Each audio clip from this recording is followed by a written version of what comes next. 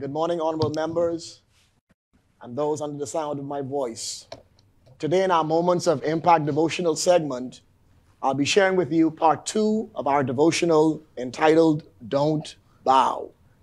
In Daniel chapter 3, the 3 Hebrew boys made a conscious decision to not bow to the golden image that the king had erected. They rose up in courage and told the king that they rather serve their God, and if he doesn't deliver, they still will not bow. The 3 Hebrew boys stood on their principles and values. Their allegiance was to the one and true God and him alone. They were prepared for whatever consequences they faced as a result of not bowing to the king's demands. Because of their decision not to bow, the king was furious. He commanded that they should heat the furnace 7 times hotter.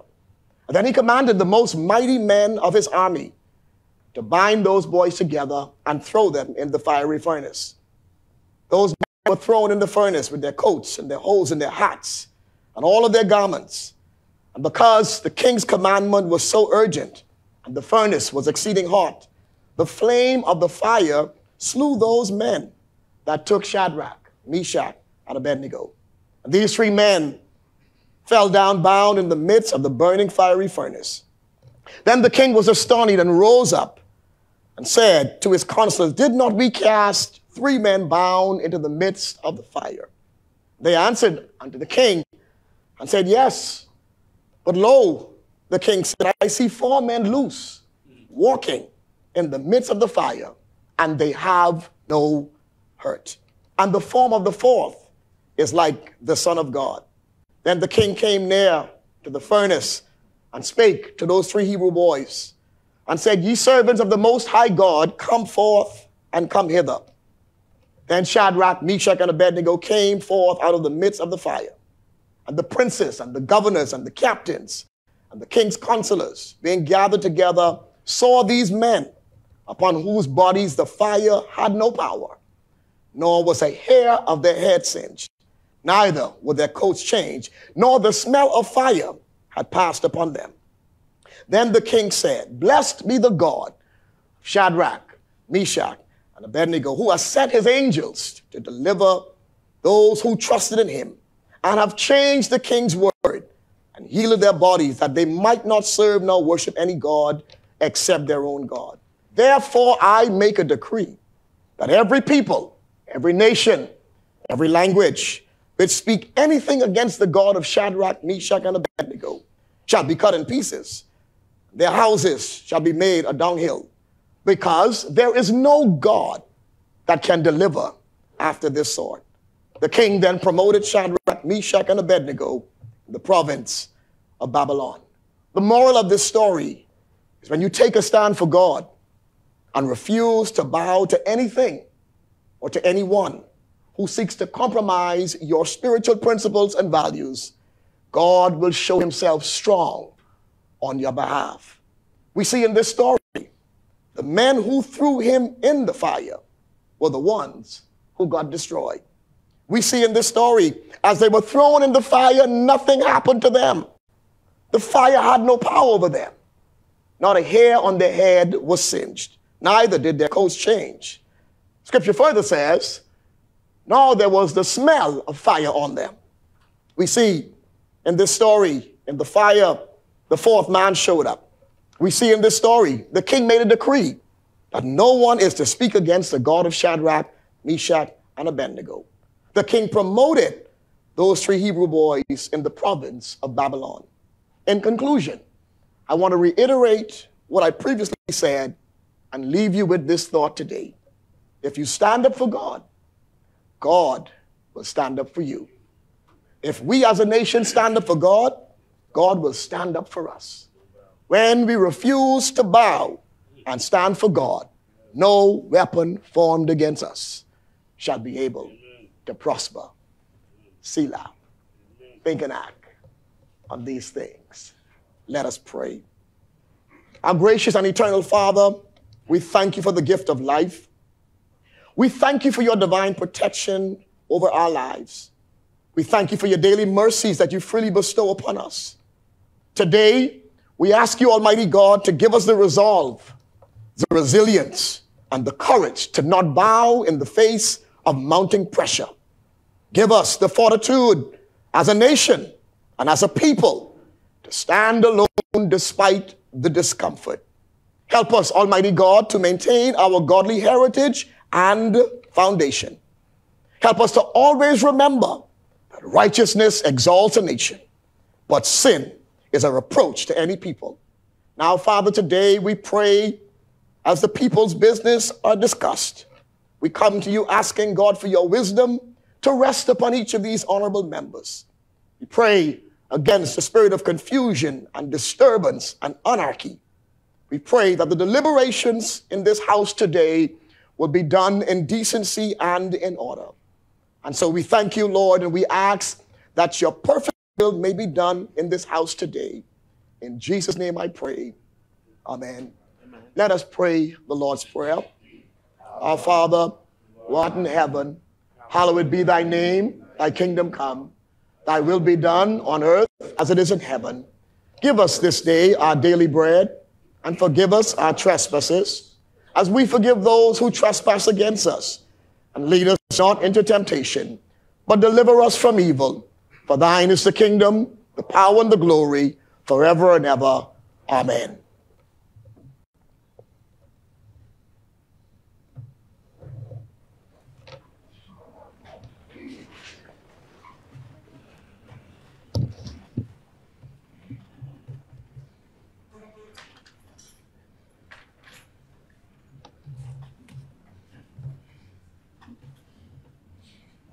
The chair recognizes the honourable member for West Grand Bahama and Bimini. Madam Speaker, we wish to ask the House indulgence to allow the member for Pinewood to make an intervention at this time, in reference to the flooding that occurred in one of our islands over the weekend. I've spoken with the Leader of the Opposition.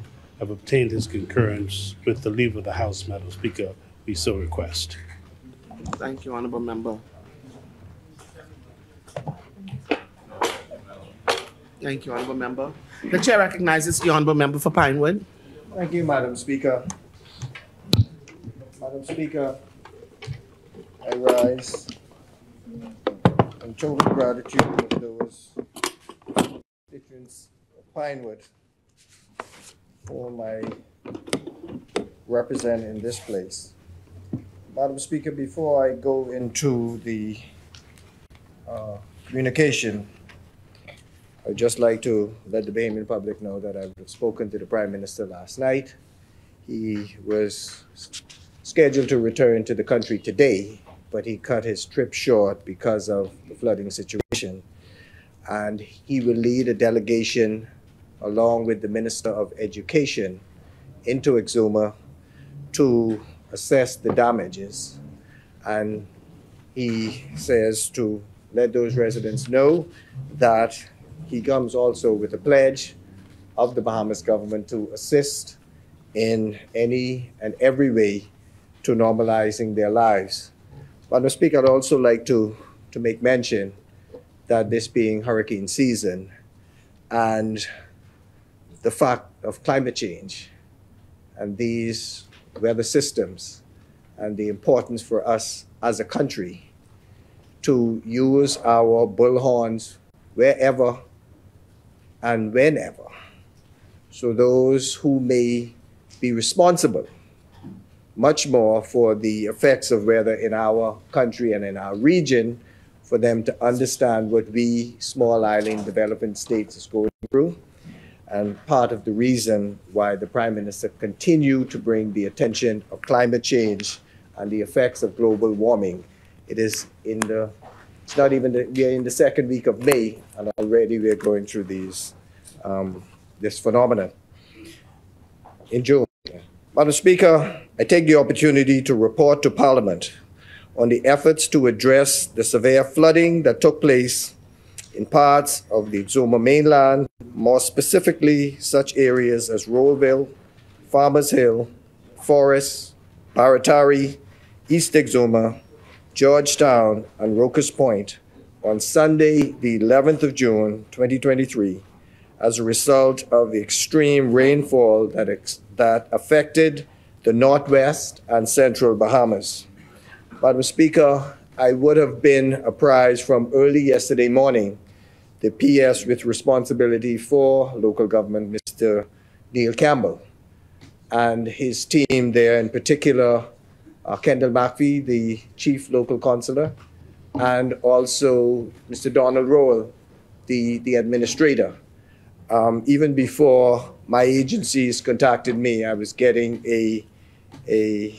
almost an hourly update on the situation there and the remedies. And I'd like to thank those gentlemen, and in particular also the leader of that crew, the MP for South and Central Eleuthera, and the minister with responsibility for local government. I think Exuma is that example of what could be done on the ground before national resources arrive. And those individuals in particular held the line and worked very hard in getting the local assistance going before I heard from the director of NEMA. And so I'd just like to single out local government in particular, Campbell, Donald Rowell, and Kendall McPhee for a job well done in making me apprised almost on an hourly basis of what's going on the ground. Also, later on in the day, in the morning, I spoke with the director of NEMA, Captain Stephen Russell, who also echoed to me what was going on the ground in Exuma, of those individuals and what was going on. And in this communication, Madam Speaker, I'll speak in more detail. Officials of the Bahamas Department of Meteorology reported that rainfall in amounts of 8.92 inches were recorded in Exuma on Wednesday, the 7th of June, with an additional 2.73 inches recorded on Thursday, June 8th. It is estimated that an additional 12 inches of rainfall occurred in Exuma over the Friday, Saturday, and Sunday period.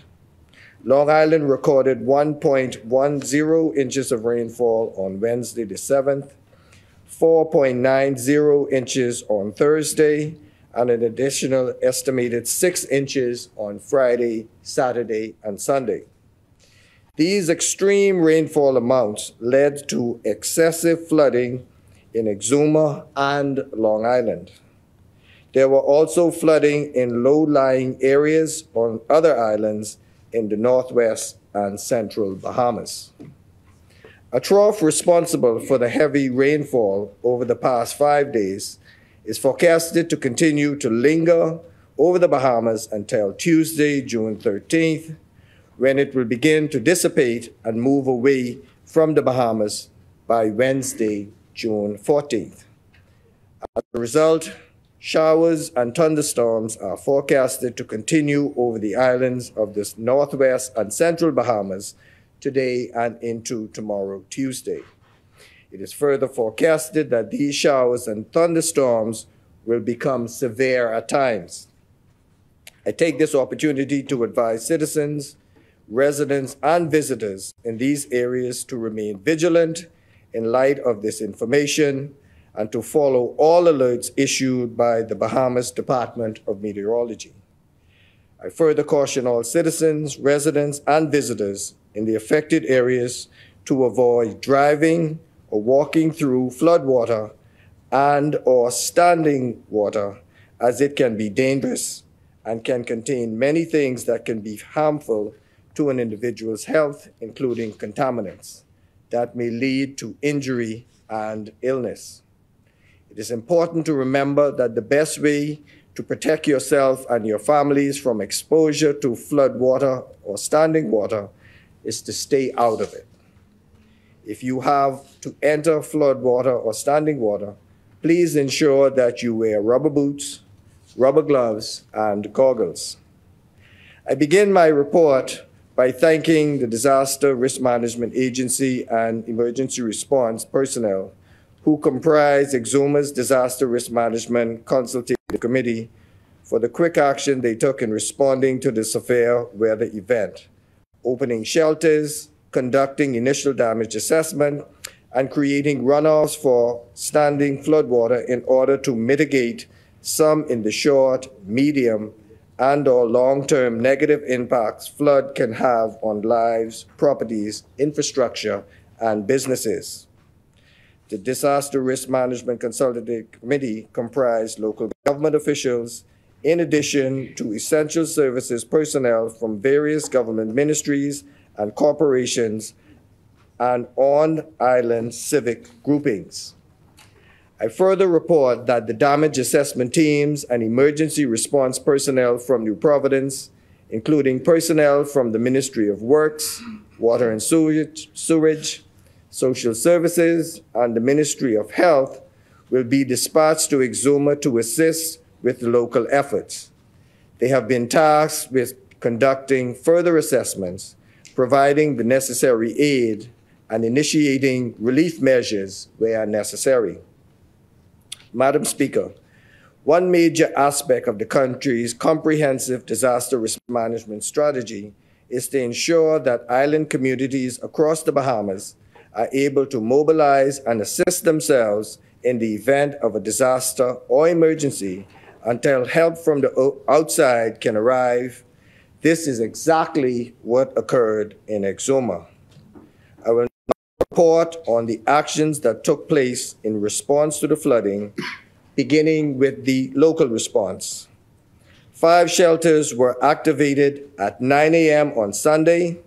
They are listed as follows: the Resource Center at Hoopers Bay, Rocas Point Primary School, St. Teresa's Catholic Church in Georgetown, Calvary Mission Baptist Church, Rollville, and St. Mary Magdalene Anglican Church, Williamstown. 11 persons in total were accommodated at the shelters.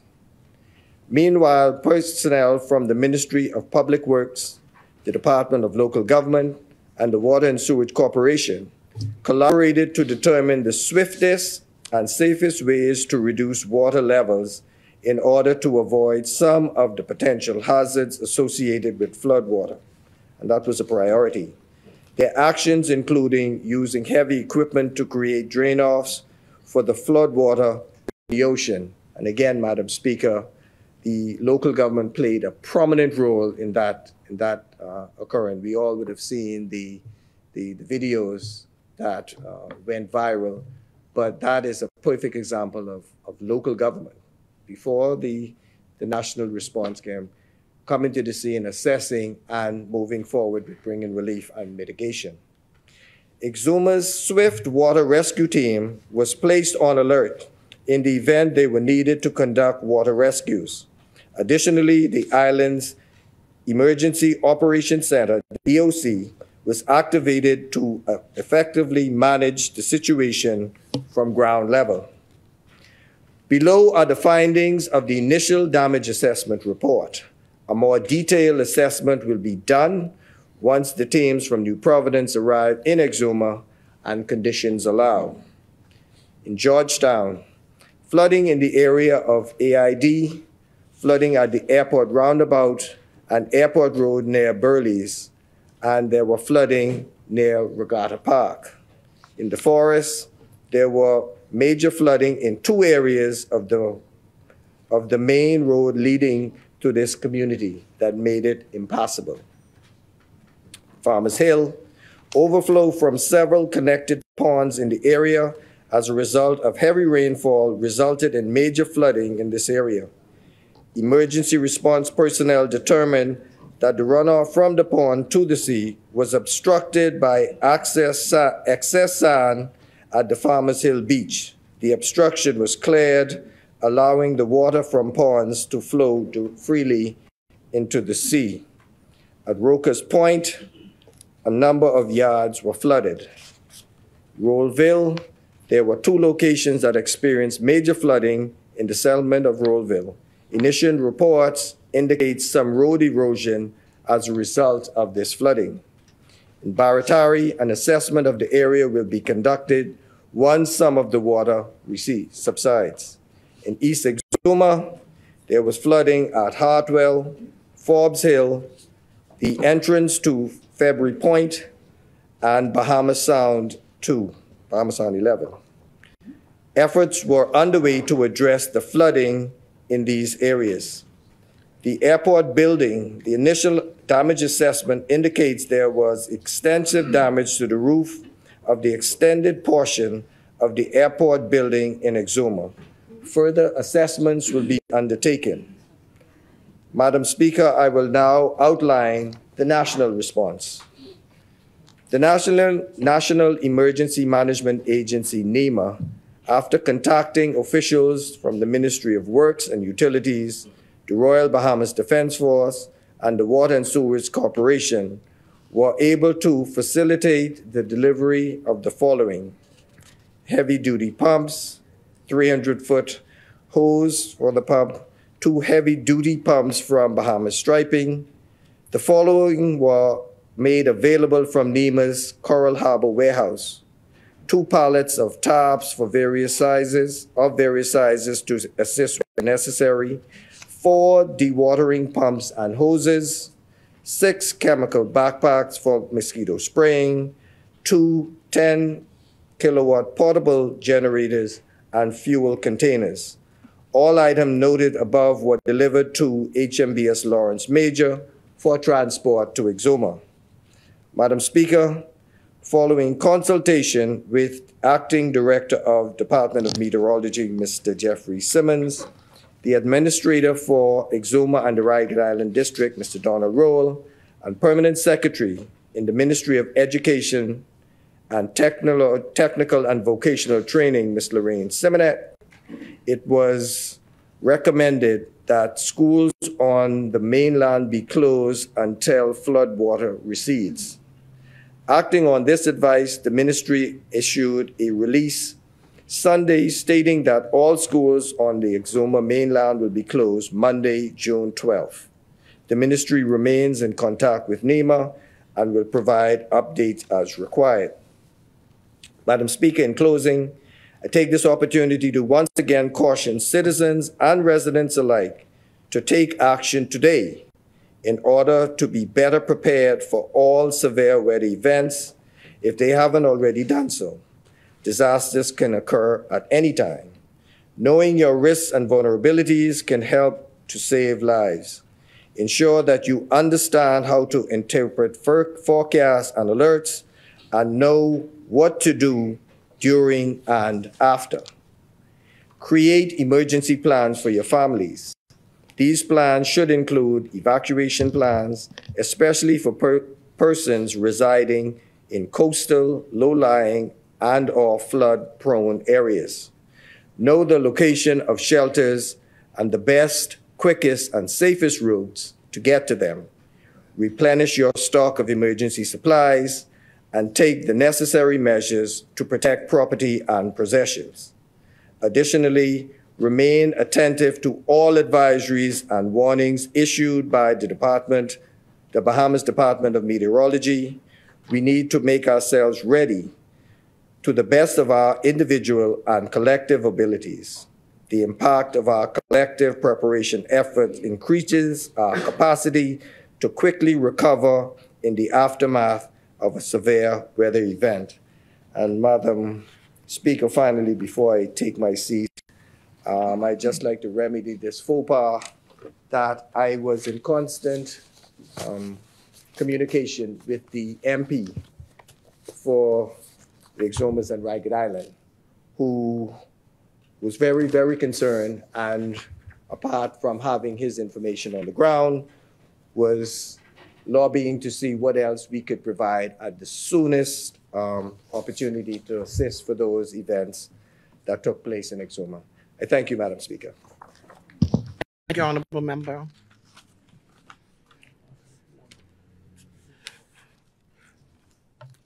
Honorable Member, would you like to table that document?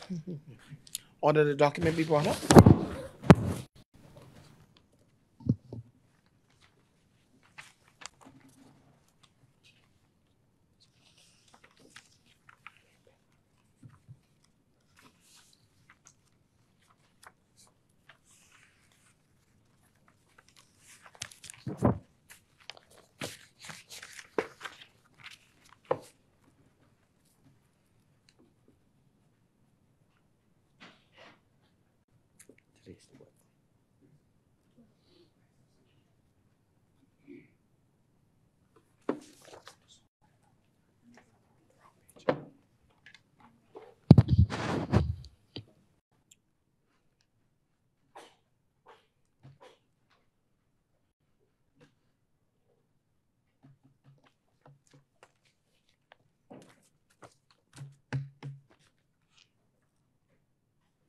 Order the document lying on the table. The chair recognizes the honorable member for Central Grand Bahama. Good morning, Madam Speaker. Thank you very much. To the member for Pinewood. Happy to hear that you and your team sprung into action immediately to remediate the issues that the residents of Exuma are experiencing. But just by way of information, I'm not sure if it was done, but when I sat in the chair, and it's not politics, in charge of the ministry, in partnership with Northern Command, Center from the U.S., we were able to secure the generators that you mentioned. We were able to secure 4 portable hurricane shelters. There were some portable water tanks, Wallycraft boats, and as well as a portable kitchen, commercial kitchen, 2 commercial bathrooms, as well as commercial office space. So again, I'm not sure if they were on board the Lawrence Major, but one of the intentions was to ensure that we have these facilities in the central Bahamas, Exuma, Long Island, where we could station some of these portable supplies in the event that events that happened over the weekend happen. So I'm not sure if those supplies were also sent on Lawrence Major, but we did secure some $5.3 million worth of supplies to help in the event that we experience these type of disasters. So I just want to be further praise of that. To the member for Central Grand Bahama, this government got a further 28 generators from the same agency.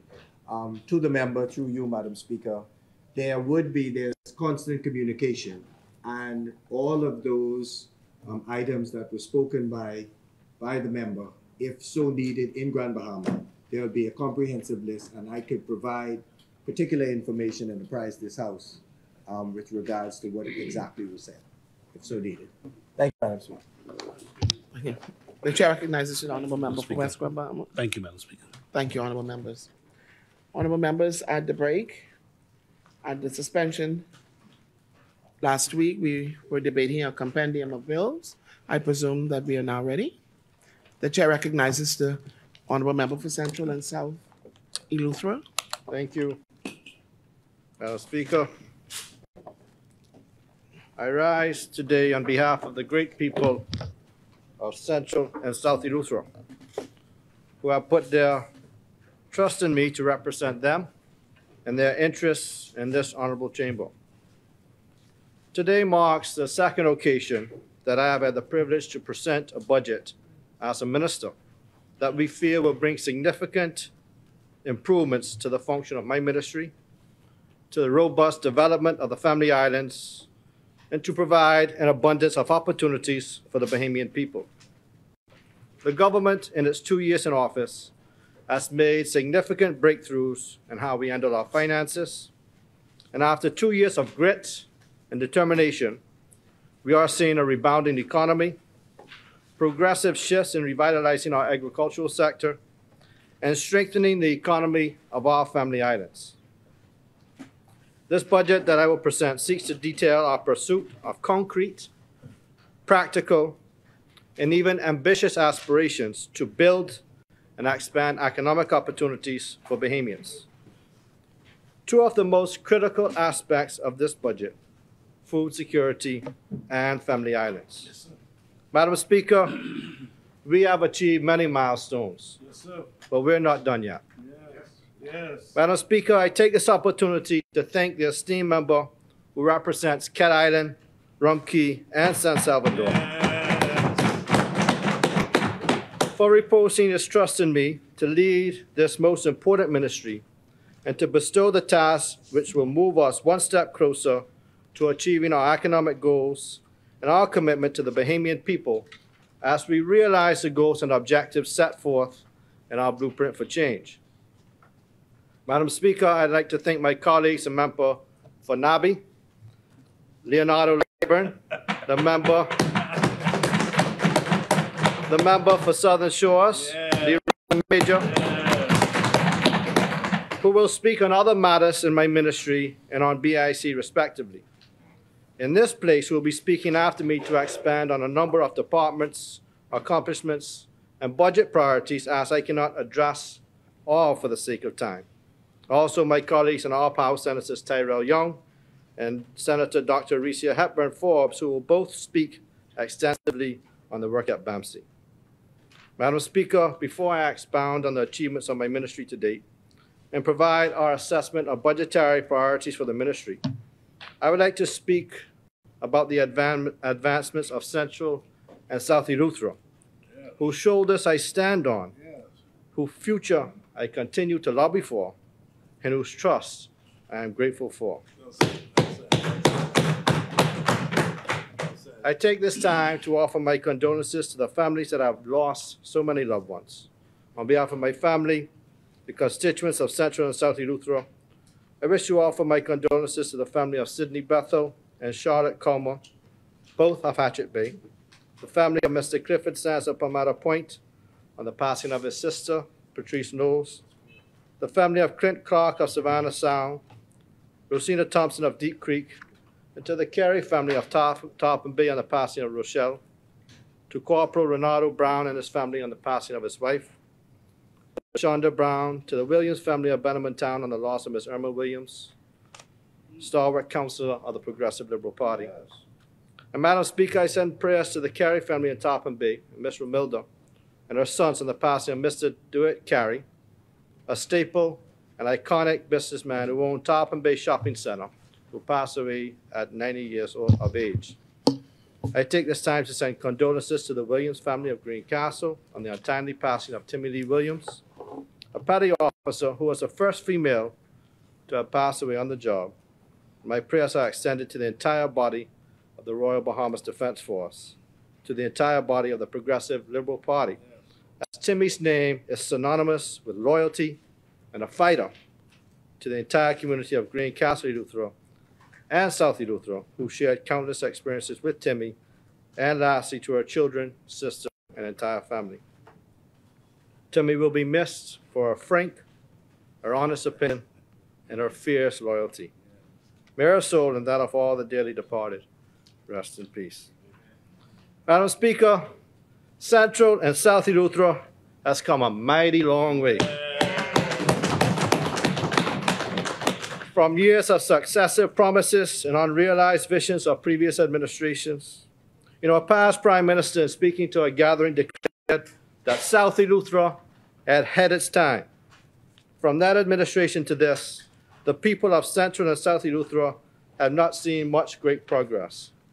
However, I take the time to declare, somebody told me you can't be a PLP without speaking from the Bible. Amen. So I take this time to declare that the Bible speaks that there is nothing before its time. Yeah. And that there is a time for everything and a season for every activity under the sun. You see, we were destined to accomplish these goals together.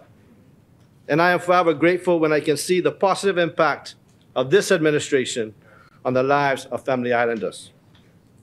Real, tangible accomplishments that will change the socio-economic trajectory of Eleuthera. Madam Speaker, I have been working alongside the Bahamas National Trust through BIAC and the Office of the Attorney General for just under 2 years to ensure that the vision for the development of a national seahorse park at Sweetings Pond is nearly completed. Let me help you out here, man. Help me out. Oh. Many do not know, but this site here is home to the most abundant species of seahorses and the most diverse species in the world. This site will serve as a major attraction for its natural biodiversity and will bring foreigners and residents together in a cultural atmosphere, highlighting a wide array of local grown produce on the island of Eleuthera. The National Seahorse Park at Sweetings Pond will complement a long list of natural attractions on Eleuthera that adds to the uniqueness of the island, such as the Glass Window Bridge, the Queen's Bath, the Leon Levy Preserve, Ocean Hole, and many other natural attractions that offers travelers a unique experience on Eleuthera. This summer, I will be spending a considerable amount of time in Eleuthera, not breaking ground as been customary, but ribbon cutting, as we have worked tirelessly over the last 2 years to bring much needed improvements and opportunities for entrepreneurs on the island of Eleuthera and these initiatives will be launched and open for business. Eleuthera, the time has come to improve our way of life. As developments are choosing Eleuthera as its hub, there are so many facets of our community where we must have a divisive plan for improvements. Madam Speaker, Eleuthera has a bucket list of issues that need fixing. While there are things outstanding that I cannot bring relief to, I can correct some wrongs, and I've been working extremely hard to bring innovation and progress to Central and South Eleuthera. Madam Speaker, every year we talk about healthcare and the need to improve the facilities on Eleuthera. I'm happy to say that we are one step closer to realizing that this great initiative that has spanned administrations comes to fruition. We expect not to build one, but two fully functional, state-of-the-art medical centers in Palmetto Point and in Rock Sound. Both townships, local councils, have already reviewed, they've approved the plans, and they have sent them back to New Providence for completion. Madam Speaker, we are one step closer, and I am certain that my colleague and the member for Tall Pines will expand on the strides made for the construction of medical facilities in Eleuthera. You see, Madam Speaker, this is just results. Madam Speaker, I take this time to elaborate on the progressive initiatives that have been made in Central and South Eleuthera. For a long time, our students have had to leave Eleuthera to have access to education after high school. Thanks to the pandemic, distance learning is commonplace, and many students and adult learners have access to education. Additionally, for a long time, Eleuthera has lacked an availability of men and women with basic skills that are needed on a daily basis.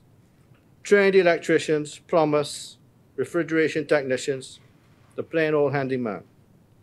We do have a lot of qualified individuals. However, there are too few of them, and their services are always in demand. So most homeowners have to wait days, sometimes weeks, to get on the calendar to have simple things fixed. Madam Speaker, I'm pleased to report that a facility to house the Bahamas Technical and Vocational Institute is almost 100% completed. Yes. The first in a family island.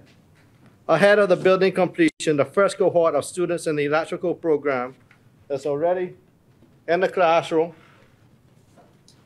taking advantage of this wonderful opportunity. I want to thank my colleague and member for Engliston, Honorable Glennis Hannah Martin, and the Minister of State for Education, Honorable Zane Lightburn, who's a former resident of Greencastle. I guess his family's still there. Yeah, well, he used to live in Greencastle. You don't know that? Resident, not wrestler.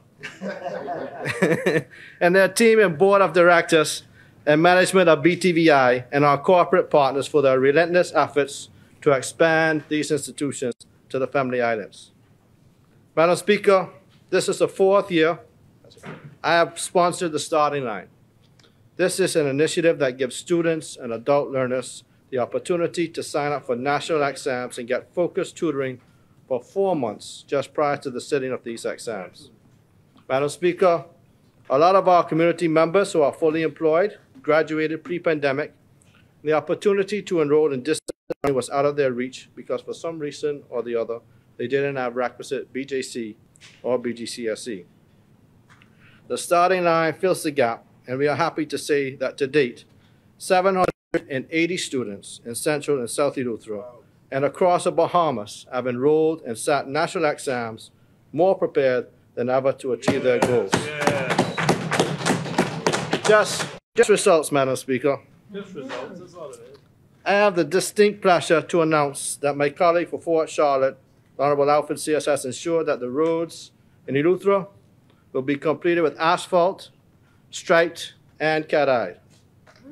Unlike previous administrations, the drive to accomplish goals and improve infrastructure often left out a few key people, the residents. We will ensure that this is a harmonious balance to ensure that the primary contractor in this venture will subcontract most of the prep work to local companies. These two companies have been in the road building business for many years and are native to Eleuthera, and they deserve the same opportunity as persons from New Providence. You see, Madam Speaker, this member is serious about making provisions for the constituents of Central and South Eleuthera. You will also see in the next 2 weeks a team that will start repairing all the potholes in Eleuthera ahead of this major construction. This partnership ensures that a good portion of economic activity stays on the ground, but most importantly, touches the lives of Eleutherans. We will not patch the road like a quilt, and we are not in the business of waiting until close to election to deliver on key promises. But we will ensure that the residents and the guests can drive on decent, solid, paved roads, similar to those constructed on Exuma to improve road safety for all users. This initiative will see the fruition of continuous roads from the north to the south and throughout several communities. Just results, Madam Speaker. Just results. Just results. Of late, Madam Speaker, you have heard the criticism of people highlighting the housing challenge on Eleuthera. I seen a video by Peggy Candice where she pointed out the wrong words were used to describe the housing situation in Eleuthera. Madam Speaker, Eleuthera abounds with opportunity for those prepared to meet the demand to provide housing. Just the other day, I ran into an Eleuthera native who returned home and is constructing an 18-plex in response to the housing demand. Madam Speaker, Eleuthera is recovering ahead of schedule, and the residents are the direct beneficiaries. Madam Speaker, throughout his submission to the Honorable House, you had heard the member of Cat Island, Rumpke, and San Salvador highlight affordable housing in his speech. As a priority of this Davis-led administration, not only is the Affordable Home Program implemented in New Providence, but I want the people of Central and South Eleuthera to know that as a member of this team, I advocated strongly to ensure that Eleuthera was prioritized in this program. Yes, sir. Yes, you did. I worked hard along with my colleague, the member for Lizzie, or Elizabeth, and the Minister for Housing and Transport, the Honorable JoBeth Colby Davis. And not only has this happened, Madam Speaker, on the 22nd of June, the year of our Lord, Amen. 2023, Yay. the Honorable Prime Minister will lead a delegation to the newly built Ocean Hole subdivision of Rock Sound to issue the first keys to 6 homeowners. You hold one. Hold one. 6 keys of the newly constructed homes to the homeowners on Eleuthera. The first affordable housing program in Eleuthera. History. Madam Speaker, just results, Madam Speaker. Just results. Madam Speaker, this administration continues to show the Bahamian people that we really care and that the decisions we make are with them in mind. We continue to fight for the regular man, for the people on the Family Islands who have been neglected for far too long. Never before has the Family Islands received this kind of attention. Never. This Davis administration is result-driven. And while I'm talking about the provisions made for Family Islands, which falls under my ministry's portfolio, I wish to delve into an aspect of the budget that affects Family Island development. As you are aware, the government of the Bahamas has continued its commitment to Family Island encouragement, which over the years has proven to be beneficial to various residents, communities where economic activity is needed to be supported by the government. While there has always been equal access to the subvention implemented by the government, it is clear that the Bahamian residents have not always fully been able to take advantage of this opportunity as they should. We have found, however, that many foreigners have indeed utilized these subventions and as a result have built many homes that they are using for VRBOs and Airbnb markets that is rivaling hotel room occupancy in many of our Family Islands.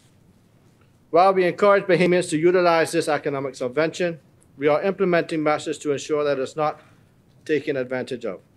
As such, this administration is reducing the waiver to 50% for foreigners only who have homes or are building homes in the Family Islands. This will help to drive the local economy and encourage foreigners to purchase from local hardware stores. Yes. Madam Speaker, Bahamians will maintain access to 100% 100%. of these concessions, with additional items added to the list of exempt supplies. Madam Speaker, I now turn to local government.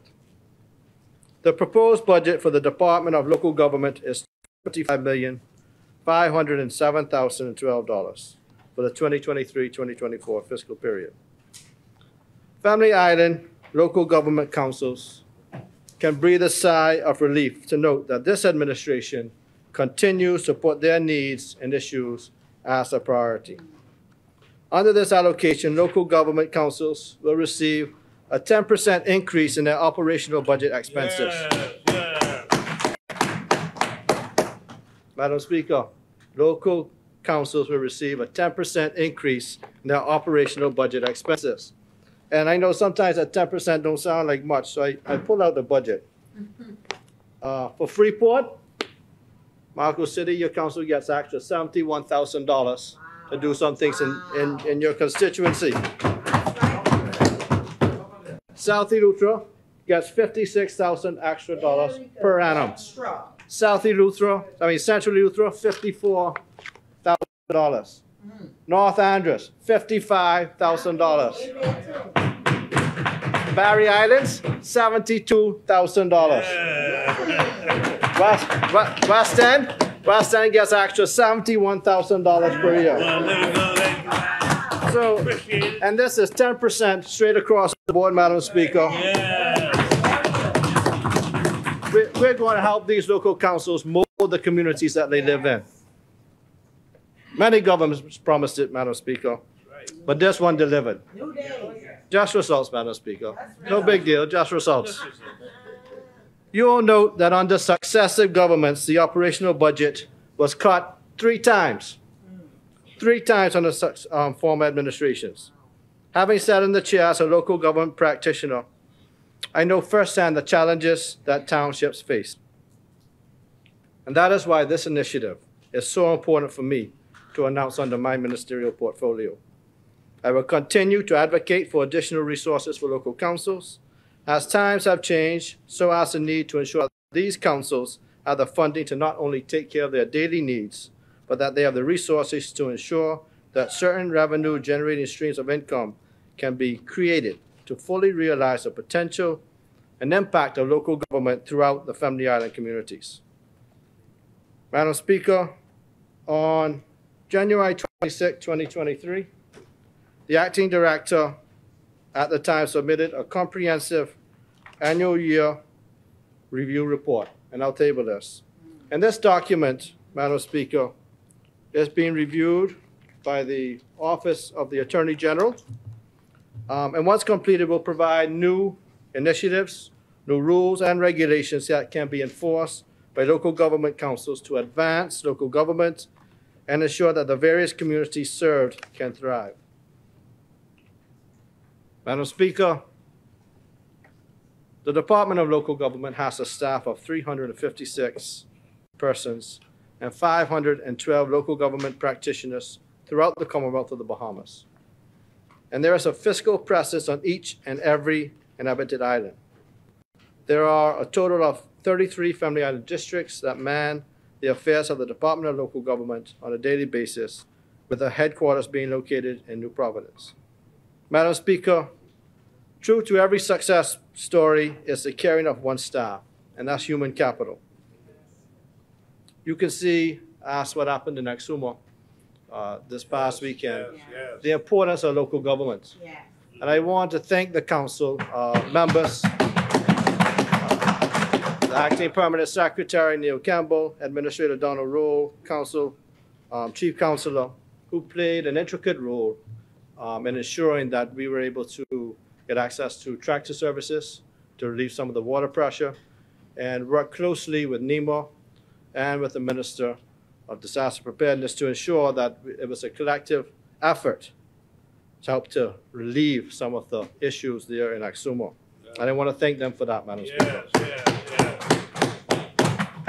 These individuals who are with us each and every day and are a part of one's work family. During the fiscal year, 16 persons were confirmed in posts, increasing the personal emoluments by $17,250, and back pay paid by the Ministry of Public Service totaling $247,000. 9 persons are expected to come over from the Public Service Professional Engagement Program onto the permanent and pensionable establishment. And with the increase in minimum wage by this caring government, I would have directed the Department of Local Government to compile a comprehensive listing of all district council staff that are salaried. I am pleased to announce that the matter is resolved and 161 local government employees who are not up to minimum wage will be not only brought back up, will be brought back up with back pay. I would like to thank the executive team at local government and the Ministry of Finance for ensuring that the staff of local government throughout the Commonwealth are on par with the remainder of the Bahamas. Madam Speaker, 6 former Family Island administrators were recruited to augment the requisite number of Family Island administrators needed. A total of 52 persons were interviewed, not only on New Providence, but throughout the Family Islands. Madam Speaker, as there is succession planning in every ministry and department, this same was done in this instance. As there were a number of Family Island administrators that were about to retire and or their contracts were due to come to an end, the Cabinet of the Bahamas gave permission for 13 individuals to be hired. Madam Speaker, first time ever, individuals were selected from across the Family Islands, from Mayaguana in the south to Grand Bahama and in between, male and female.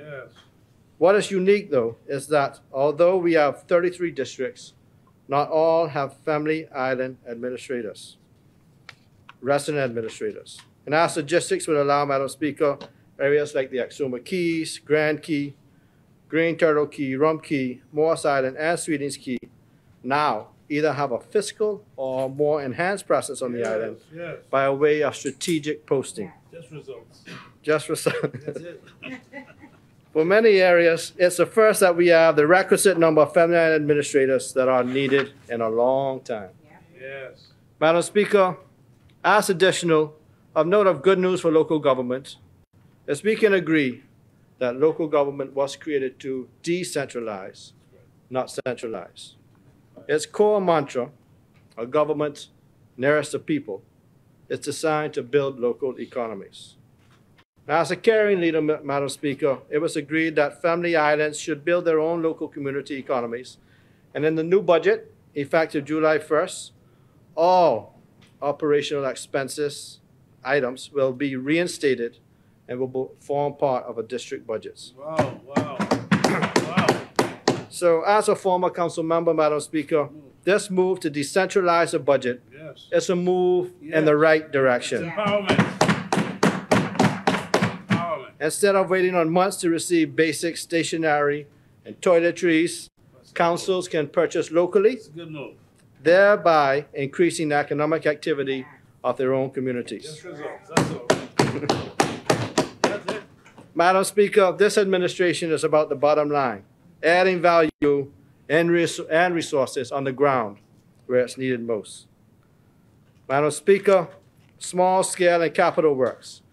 $900,000 was used to undertake capital projects, and an additional $654,000 was used to effect community cleanup exercises in each of the 33 districts. Not one district was left out, Madam Speaker. This initiative was dubbed Spring Cleaning 2023, the Road to 50. We aim to partner with all members of Parliament, and this time it was to demonstrate our support for the member of Seabreeze and the Independent Secretariat, who I must say is doing an exemplary job in her role. Madam Speaker, from the inception of this administration, I have said, and I will continue to say, having a Prime Minister, a Deputy Prime Minister, and a Minister for the Family Islands while all representing Family Island constituencies, Madam Speaker, could only be a good thing. To date, I have not been wrong. Family Islanders can truly feel that this administration is prioritizing their needs as we move to ensure that the entire Bahamas is consistently developed holistically. Madam Speaker, despite our political differences, we serve at the pleasure of the same people whose lives we wish to touch in a positive way. As such, we have reinstituted the Junior Local Government Program. The Junior Local Government Council is our nation's feeder program. This program is intended to be in high schools, both public and private, and will incorporate comprehensive schools where necessary. Madam Speaker, I have said over and repeatedly that governments are continuous. And when you find a program that works for the people, it should be continued. Yes. Simple. Upgraded, of course, if needed, but definitely continued. Madam Speaker, in this program, students from grades 7 to 12 will now participate, when previously only grades 10 to 12 were allowed. Madam Speaker, there will also be a pilot program launched in New Providence as well for the very first time. My thinking as a minister is to introduce local government through training, experience, and immersion. Madam Speaker, this initiative is a partnership between this ministry, the Ministry of Education, the Ministry of National Security, and the Ministry of Transport and Housing. Madam Speaker, the Parliamentary Registration Department, which is under the remit of the Minister of National Security, would be there to carry out the electoral process, which include voters' cards, ink, poll workers, declaration forms, and campaigning. In a like manner, the Post Office will facilitate local government junior council. This is a united endeavor where all members of Parliament can participate. The intent is to provide funding for each participating school. Madam Speaker, my parliamentary secretary now was the first to jump on board and pledge his support, not for one, but for all schools in this constituency. Other members of Parliament soon came on as well and made pledges. Madam Speaker, imagine a member of Parliament for Cat Island, Rum Cay, and San Salvador committing to all schools in this area. That's leadership, Madam Speaker. And you know, as a member of Parliament for Central and South Eleuthera, they cost me, I had to match it too. So I had to, I had to make sure and support all my schools in my constituency. Because when it comes to our nation's youth, we all have to be in. Yeah. You know, Madam Speaker, some members opposite already pledged as well. In particular, the member for Central Grand Bahama, Honorable Iram Lewis, who immediately gave us positive response and support to this program right away. Madam Speaker, this program is bipartisan, and we would like to see members on both sides of the divide contribute to the success of this program, as our nation's youth is our nation's future. Madam Speaker, I am most grateful to my cabinet colleagues for buying into my vision to launch a help desk, which is now being realized. As the government moves more and more to digitization and online services, sometimes there is a lag time within our Family Island communities. This becomes frustrating at times, and it affects not only jobs contractually, but revenue. It is intended to have over 200 fully functional online government services. Wow. So, Madam Speaker, this Family Island Help Desk is here to do just that, help. Madam Speaker, there exists on the Family Islands mom and pop stores the need for passports, birth certificates, police records, business license, and on and on. Madam Speaker, the help desk will officially be launched on the 1st of July, 2023, after weeks of training. Its 13-member team with their distinctive zones, North, Central, and South Bahamas, to bring relief and lessen the headache of ordinary citizens. Just results. Just results, Madam Speaker. Just results. As I continue to expand in this budget, accomplishments of the ministry and the way forward, I turn to the Ministry of Agriculture. Madam Speaker, for the 2023-2024 budget, food security is slated for an investment of $5.8 million in the recurrent budget. This is proposed for my ministry to support our continued initiatives and projects related to the government's food security agenda. We are being very aggressive to reduce imports by 25% by 2025. Madam Speaker, the Department of Agriculture is a body of all agricultural services and products in the Commonwealth of the Bahamas. It is a multifaceted agency whose core principle includes looking after all aspects of agricultural research and education, including horticulture, natural resources management, agricultural extension, animal science, economic statistics, and marketing. To this end, Madam Speaker, the staff of the Department of Agriculture is tasked with fulfilling its mission to create an environment through structural change and to enhance the sustainable development of the land and water resources of the Bahamas. These efforts are aimed at reducing food imports and expanding linkages to manufacturing and tourism in order to ensure that agricultural development will be a catalyst for future economic growth and development. The functions of this department are carried out by a small cadre of highly trained administrative and technical staff, agronomists, horticulturists, livestock and extension officers, veterinarians, chemists, plant pathologists, marketing experts, and economists, whose hard work enables the department to service the farming community throughout the country while recommending successful policies to achieve best practices in the agricultural sector, including GRAC, vet services, animal control unit, abattoir, food technology, and extension services. In this current budget, the Department of Agriculture, in its effort to build capacity, hired 6 technical officers to add to the staff complement. Madam Speaker, the government of the Bahamas recognizes that agriculture plays a vital role for the food security in the Bahamas. The Department of Agriculture has faced many challenges over the years and has lost many skilled technical officers due primarily to retirements, which have caused significant manpower shortage in our technical areas. As noted before in previous contributions, the ministry is continuously combating a manpower shortage of trained technical officers in vital areas. We are in preparation of hiring new veterinary surgeons who will aid in the mandate of protecting our ecosystem from biohazardous materials and invasive species. And as we speak about staffing, Madam Speaker, it should be known that I am big on leadership, I'm big on succession, I'm big on strategic planning.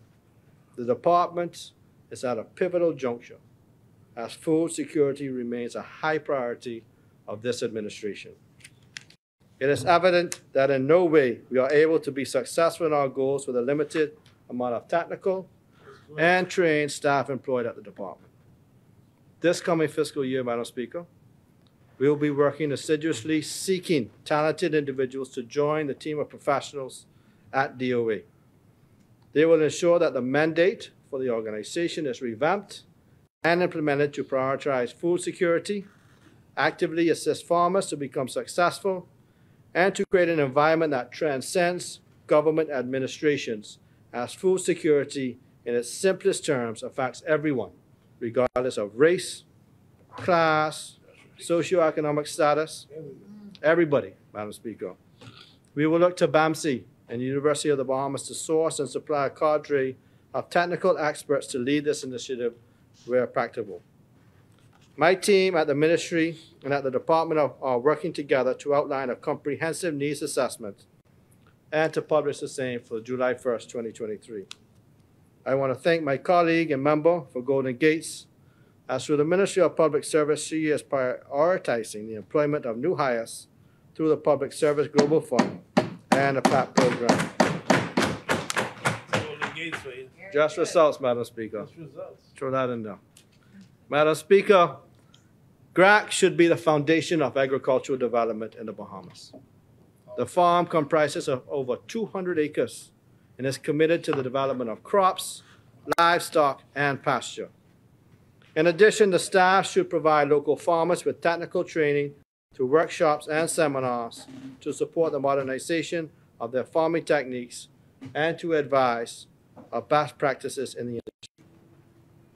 The work of GRAC is facilitated through the National Swine Breeding Program Center, Small Ruminants, Crops Plant Propagation Unit, and Tractor Services. We are going to revamp these services to ensure they fulfill their mandate. And in this upcoming budget, I propose to place considerable focus on GRAC to ensure that it has the administrative and the technical capacity to advance food security throughout the Bahamas and ensure that the farmers are a top priority as they are our allies in food and livestock program production. Madam Speaker, the National Swine Breeding Center is to develop swine production in the country through efforts coordinated through the Breeding Center, Resource Center, demonstration of hospitality care, extension services, and farm inspections. The NSBC is home to approximately 100 breeding sows, consisting of Landrace, Yorkshire, Duroc, and Hampshire breeds, and various crosses of the same, resulting in a herd of superior reproductive quality and growth performance. Madam Speaker, during this budget cycle, we were able to renovate the nursery facilities, and we also completed renovations for the collection of waste, and we are upgrading the stand for the waste separator machine. These will improve the waste management system and minimize pollution of the air and groundwater. Madam Speaker, we hope to purchase 40 heads of pure breeds of pigs, which are intended to inject new bloodlines into the herd and contain a genetic diversity to improve local swine production. We will introduce a Berkshire breed, which is new to GRAC, and this breed is known to have a superior meat quality and expected to improve the earnings of local farmers. The department purchased 24 farrowing crates to be used in the renovation of the farrowing house, which is currently dilapidated. Madam Speaker, from the NSBC, GRAC is also home of the National Small Ruminant Herd. The sheep herd consists of 250 heads comprising of breeders, lambs, and weaners. Our goat herd comprises of 60 heads, which consists of breeders, kids, and weaners as well. The small ruminant unit continues to produce animals at subsidized rates to farmers and to assist with the continued development of the sector. We are pleased to announce that the long-awaited genetic infusion of improved bloodline for Bahamian farmers has finally arrived in this country. Madam Speaker, my ministry is currently evaluating our farmers' potential to utilize these animals as a part of their breeding program. We will conduct a seminar to sensitize farmers to proper breeding schedules, and in doing so, these farmers will benefit from the imported genetics to improve their current herd. The process of distribution will take place in the not-too-distant future, so farmers, keep in touch with the ministry, and we will be a significant benefit to the local farming community having access to a bloodline that will outperform our current genetic pool. In this budget period, we are currently carrying out necessary repairs and upgrades to the kidding barns to facilitate housing for animals. Madam Speaker, a renewed focus is being given to the Crops Plant Propagation Unit at GRAC. We will begin with the restoration and efficient utilization of the existing greenhouse and hoop houses. Demonstrative hydroponic units will be installed to display what can be implemented on farms of all sizes across the nation. These units will include nutrient film technique, ebb and flow tables, vertical towers, and deep water culture systems, which will not only be for demonstration, but produce seedlings for farmers and supplemental feeds for livestock. These seeds will be of a tested variety, which have been selected due to their viability in our soils and climate. Seedlings will be available to farmers at a very, very low price as early as August 2023. Madam Speaker, we have also entered into a partnership with the Republic of China, who themselves are leaders in the reduction of agriculture and technology, to improve technical support to construct a number of greenhouses on an acre of land at GRAC. They have been working hard to reduce greenhouse gas emissions from crop and livestock farming, increase soil carbon sinks, improve biodiversity protection, facilitate the restoration of agricultural ecosystems, and support local governments to integrate environmental and decarbonization goals in rural revitalization plans and investment projects. Work is also being done in multiple fields to provide farmers and members of co-ops with training, agricultural extension services, and encourage farmers and food processors to adopt climate intelligent agricultural technologies and good agricultural practices. Madam Speaker, fodder of grain sprouts are grown worldwide in various systems as a supplement to livestock feed for all classes of animals. We know that livestock has been a vaccine issue for our farmers for a long time, and we are seeking to help them correct the issues. While fodder may not fulfill all the dietary needs of the animals, it is extremely easy to accomplish and do due to its high nutritional value and highly digestible form, and it will assist farmers to greatly reduce their feed costs and improve quality of the life for their animals. Due to its broad usage, barley will be the sprouted grain of choice. My ministry continues to support backyard farming, Madam Speaker, as Bahamians continue to value the importance of establishing their own gardens at home. And I must congratulate, the member for Central Grand Bahama. He continues with this program. I see the member for Yamacraw as already as our farmers market, and they're popping up all over. And that goes to show the interest and the love for agriculture throughout this country, and the nation is buying into the need to feed themselves. Thank you, Madam Speaker. Land preparation continues to form a part of the service provided by GRAC through the Tractor Services Unit. Land preparation services include disking, mowing, and ridging of raised beds. And these services are offered to the farming community for a nominal fee. Madam Speaker, in my previous communication, I indicated my ministry's intent to extend the assistance of land preparation to farmers on 3 additional islands last year. Madam Speaker, just results again. I am pleased to announce that the wheel tractors, the roam discs, ridging body, and bush hog mowers for this initiative have been purchased. They are in New Providence at a total cost of approximately $1 million. The farmers asked for it, Madam Speaker, and they are getting it. Yes, sir. Just results. Just results. Result-driven, Madam Speaker, result-driven. Just results. That's all it is.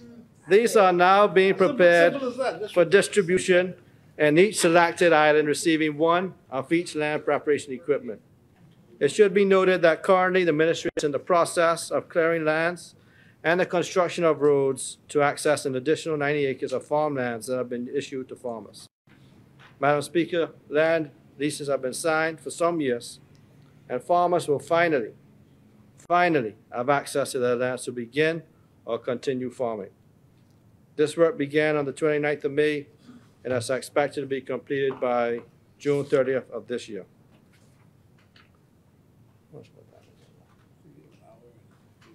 Okay, I don't know. Madam Speaker, this year we are continuing the chicken layer program as a part of the food security component of my ministry by purchasing 10,000-day-old chicks. These chicks have been distributed to schools, NGOs, NPOs, and backyard farmers. Participants will each receive up to 50 layer birds. In addition to the chicks, they will receive feed and bedding for up to 5 months of age at no cost. A vital part of the sustainability program is purchasing incubators to establish a small hatchery unit at GRAC. We will purchase 10,000 fertile eggs to hatch and incubate layer eggs for this program. Madam Speaker, it is important to address logistical challenges and fluctuating prices that small farmers experience in accessing chicks for their poultry operation. The long-term goal is to establish a breeder flock for both layer and broiler chicks and complete the cycle for poultry production, thereby improving the sustainability of poultry production in the Bahamas. We are currently in the process of renovating the facility at GRAC that is used to house the layer program. The improved facility will provide space, and suitable housing to brood chicks, as well as maintain monitoring flock for the program. Madam Speaker, the Veterinary Services Unit within the Department of Agriculture is responsible for a wide range of functions, including the issuance of import permits for companion animals, livestock, and exotic animals, as well as export permits. Moreover, the DOA VSU also provides the key service of veterinary extension to livestock and poultry farmers nationwide. Madam Speaker, this arm of the department is crucial to our country's line of defense for farmer instruction and public education against animal health and disease. The veterinary surgeons also have charge over the animal control unit, whose responsibility is to control strays, roaming, and nuisance animals, as well as maintain temporary custody of dogs in legal matters. This unit also promotes community engagement and public education in responsible animal ownership. Madam Speaker, the Animal Control Unit is currently located at the entrance to Chippenham near the Botanical Gardens. The facility is old, dilapidated, and grossly inadequate for the large number of stray and unwanted animals. This year, we will be placing a special focus on this unit. I want to thank the very, very active Animal Control Board for their passion and concern to ensure that we work together to collectively improve the conditions of the animals at the unit. The issue with stray dogs is especially concerning with packs roaming the streets of Nassau. A particularly disturbing situation is the number of dogs which attack humans. We have made an amendment to the Animal Control Act, Madam Speaker, to allow for the microchipping of dogs. While this isn't mandatory, it is revolutionary. Yes, it is. Because in the sense that once dogs are microchipped, they can be scanned. Yes. And once scanned, this provides information such as the owner of the animal, the animal's medical history, as well as whether the animal has been spayed or neutered. This is good. This will be an added defense in animal attacks in identifying the owners of the animals involved in the crimes. Yes. And in order to incentivize the service, once implemented, there will be no charge instead of the regular dog license fee. Madam Speaker, the Ministry of Agriculture and Marine Resources also intends to agree on a memorandum of understanding with the Bahamas Alliance for the Animal Rights and Kindness. The ministry will lease land to establish a sanctuary, and you'll see in the upcoming weeks the plans of this, which will provide care and shelter for animals that have been abused, neglected, or have special needs, while complementing BARC's Spay and Neuter initiative. BARC has partnered with leading overseas rescues and Pirate Potcake Rescue to create the country's first educational and rehabilitation sanctuary.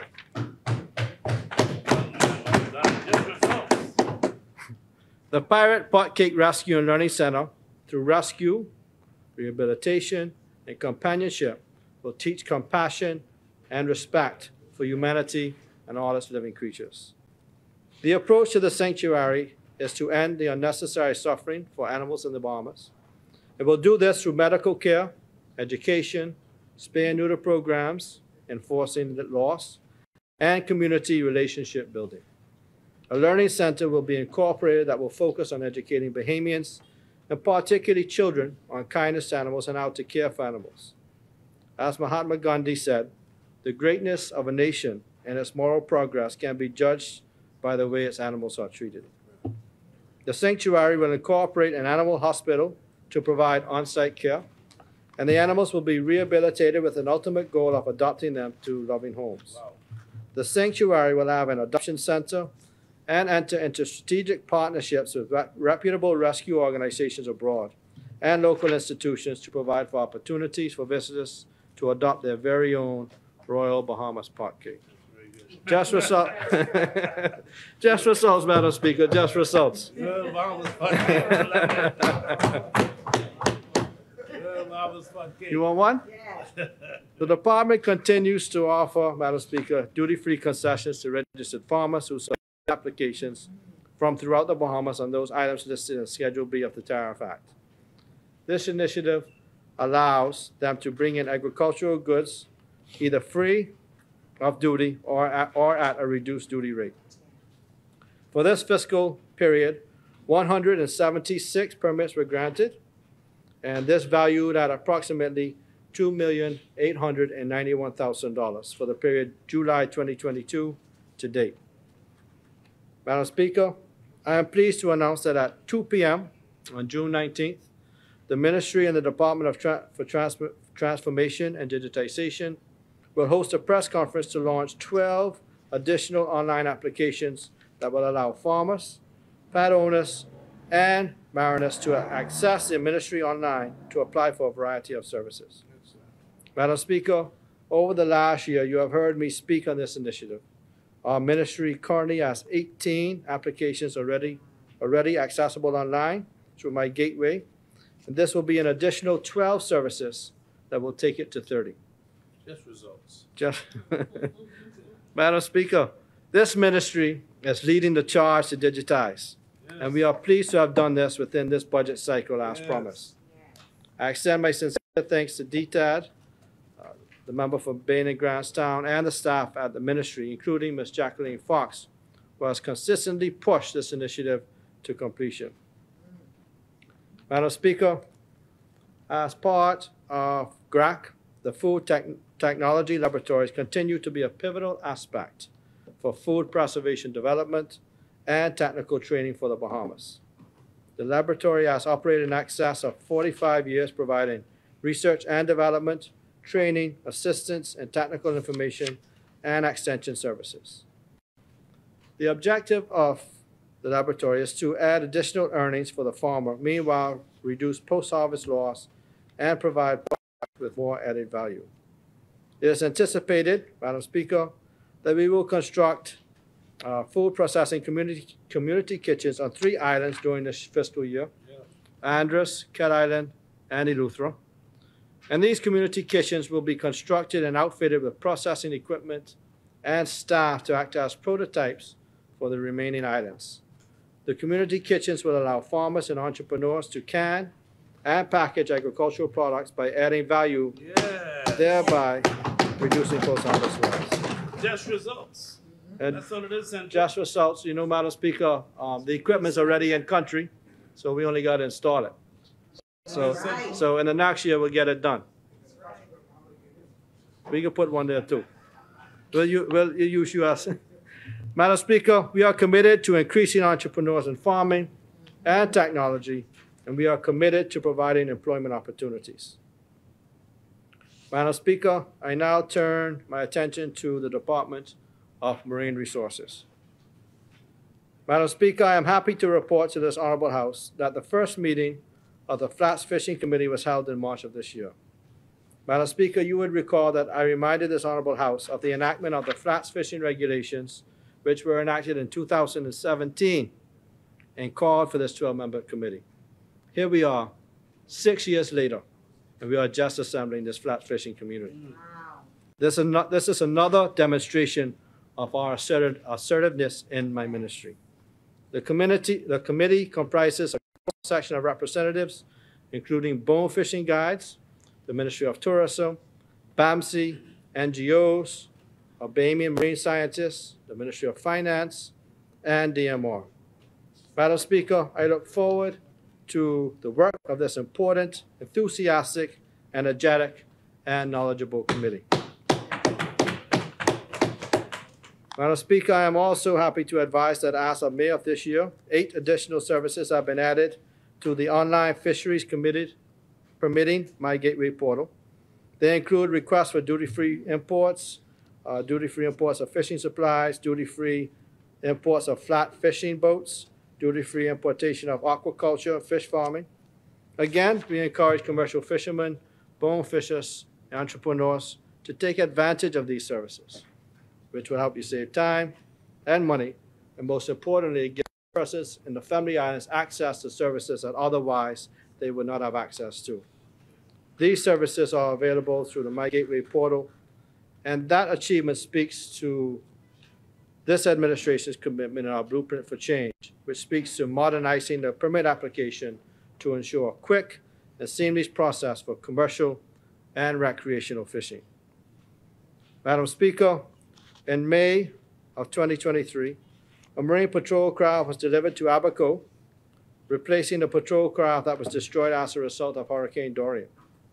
On September 15, 2022, I commissioned, along with my colleagues, a 25-foot contender Marine Patrol craft in Mangrove Key, Andros, and on September 16th, in conjunction with the opening of the new office, was the commission of a new 25-foot contender patrol craft in Bimini. I thank the members of South Andros, Bimini, and West End, and a member of Parliament for the Barry Islands and North Andros for their participation and support at both events. No, we thank you. We thank you for just the results. We just got the results. Thank you. It is envisioned that a presence on the island and the water will act as a deterrent to IUU fishing. I note that both crafts were accompanied by two F-150 trucks to assist with the movement of them on land, as well as assist officers with the field work on the ground on the island. And finally, Madam Speaker, I expect to commission a new Marine Patrol craft and truck package in Exuma later this year. This new craft has already been ordered and in this current budget, and we await its arrival. And in the new budget, we have allocated funds for the acquisition of another Marine Patrol craft and truck package, which will be deployed in Cat Island to assist with the fisheries enforcement in that district. It is our view, Madam Speaker, in the ministry that we continue to build capacity as it relates to the responsibilities at DMR as we continue to guard our heritage, our marine environment for the Bahamian people. Madam Speaker, in December of 2022, 6 Department of Marine Resource officers from the DMR's Grand Bahama office, Bimini office, Central Andros office, and our New Providence office participated in the Standards of Training Certification and Watchkeeping STCW for seafarers and Class B license training. The STCW is a prerequisite for persons wanting to pursue their Captain's Class A and B license. I am happy to report that all who took the test were successful. We've got some smart people in the business. Yes, sir. This brings the total number of DML officers certified and qualified as a Captain B license to 17 over the past 3 years. Yes, just results. Once again, I would like to express thanks and appreciation to the Nature Conservancy for underwriting the cost of the training for the DMR officers who participated in the latest training, and for the GMNI who facilitated the training as well. Madam Speaker, there's an old adage that says if you give a man a fish, you feed him for a day. And if you teach a man to fish, you feed him for a lifetime. In my contribution to 2022-2023 budget debate, I noted in our government's blueprint for change as it relates to create job training initiatives for young entrepreneurial fishermen. My ministry, through DMR, has embarked on a series of fisheries training programs designed to teach fishermen and the Family Islands how to construct fish pots. The main objectives of this training is to train fishers in the art and techniques of fish pot construction and to create an opportunity for an alternative livelihood for some fishermen to commence small startup businesses in fish pot and land crab construction. Madam Speaker, I'm also happy to report that the Bahamas passed its MSC assessment in late 2022. Since becoming certified, the fishery has passed annual audits, all annual audits, including the latest conducted in 2022, as I already mentioned.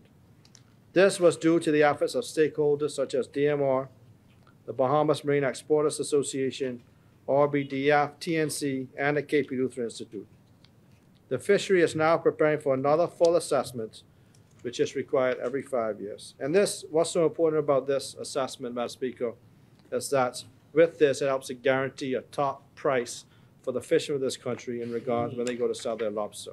So to us, it might seem just like something on a piece of paper, but as a fisherman, it's important to keep a stable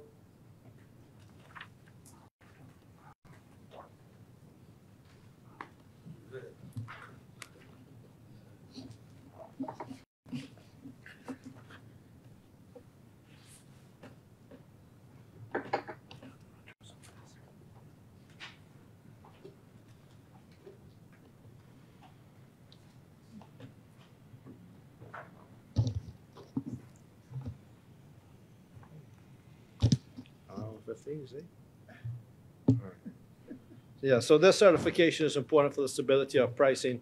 And when I was in my former life as a fisherman, it's something that we fought hard for, especially during the 2008 economic crisis, to help to stabilize the pricing of crawfish. Madam Speaker, my ministry and the broader government has appropriately placed tremendous focus on tackling food security. However, there are also other urgent matters that the government and the nation as a whole must address that are not necessarily at the forefront of the public's attention. One of these matters is the stony coral tissue loss disease. This fatal disease that affects corals emerged in 2014 in Florida and was detected for the first time in the Bahamas in 2019 in Grand Bahama. As of May of this year, SCTLD has been confirmed around 10 Bahamian islands and has been detected in numerous Caribbean territories. There are many threats to coral reefs. However, this is much worse than any modern-day coral tissue disease. It rapidly kills corals, it spreads rapidly in the order of 1 mile per month, and it affects 24 species. It is not an exaggeration to say that some species of corals in the Bahamas and the rest of the Caribbean region are under serious threat of extinction. A collaborative national effort is needed to mitigate the effects of this disease that can impact many aspects of our lives, including tourism, storm wave prevention, and yes, even food security, to name a few. I spoke about this issue during my budget communication last year, and when we speak about problems, Deputy Speaker, we must find solutions. One significant stride towards this national effort occurred on May 18th of this year. There was an agreement signed to create the Bahamas Coral Gene Bank at Atlantis Paradise Island. The signatories included the government of the Bahamas, the Perry Institute for Marine Science, UB, and Atlantis. This gene bank, which will be graciously housed and significantly funded by Atlantis, will be used to hold hundreds of live corals isolated from this disease. The corals will be grown, propagated, and replanted when the coast is clear. Each signatory will play a very significant role in the running of the gene bank as well as training Bahamians. But due to time constraints, I will not be able to elaborate more on it at this time. But I will say that this is very important, the same as other countries have seed banks in different parts to protect themselves if they have a devastating storm. This coral gene bank will help to pull coral and help to keep them living until we are able to replant them.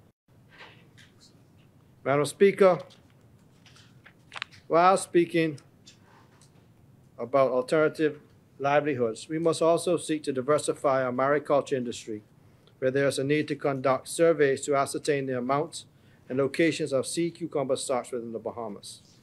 This information is needed to formulate management strategies that will enable the development of sustainable sea cucumber fishery.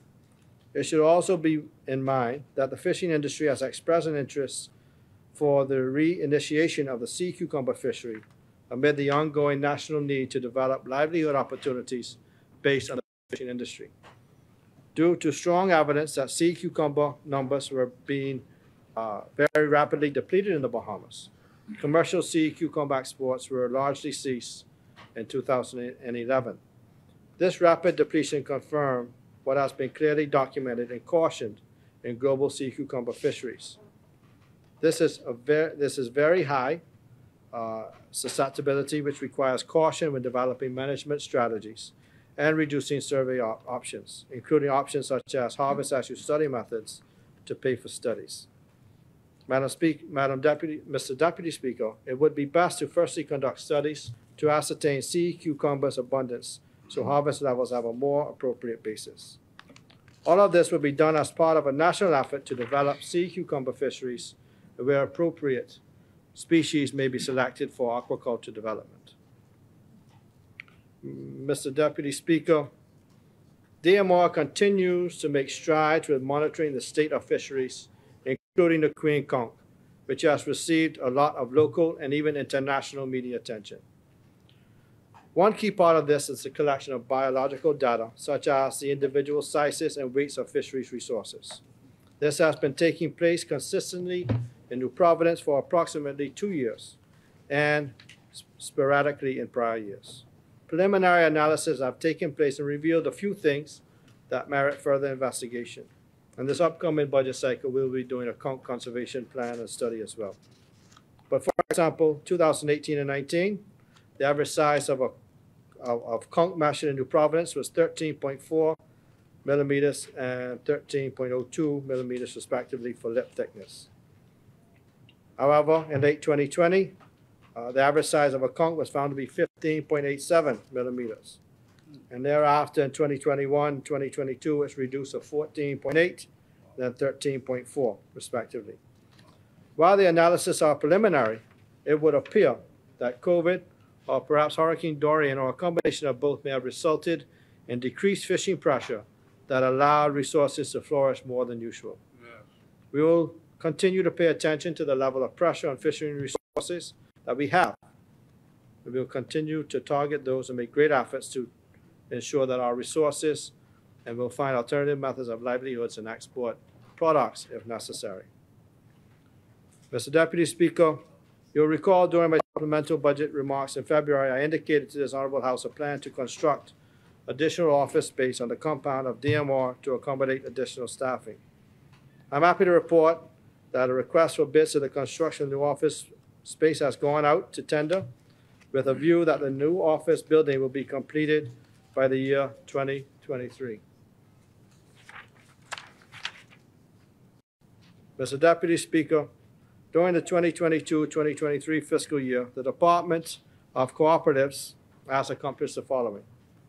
They developed the Department's Standard Operating Procedures Manual, established guidelines to enforce the reporting of statutory reserves, qualifying and equity shares, increased operational efficiency through staff training and development by facilitating workshops, namely interpreting financial statements and building financial business plan models for cooperatives, facilitated 7 annual general meetings and board of directors training for new registered cooperatives, facilitated 3 distinguished lectures in Grand Bahama, Eleuthera, and New Providence. 3 staff members received international cooperative leadership training, facilitated 2 youth agri-forums in Grand Bahama and Eleuthera, and also the department successfully registered 7 cooperatives in 2022-2023, 1 being in Cat Island, 2 in Grand Bahama, and 4 in New Providence. And presently, there are 4 groups in cooperative training. New initiatives for 2023-2024 include the revitalization of the Apex Body National League.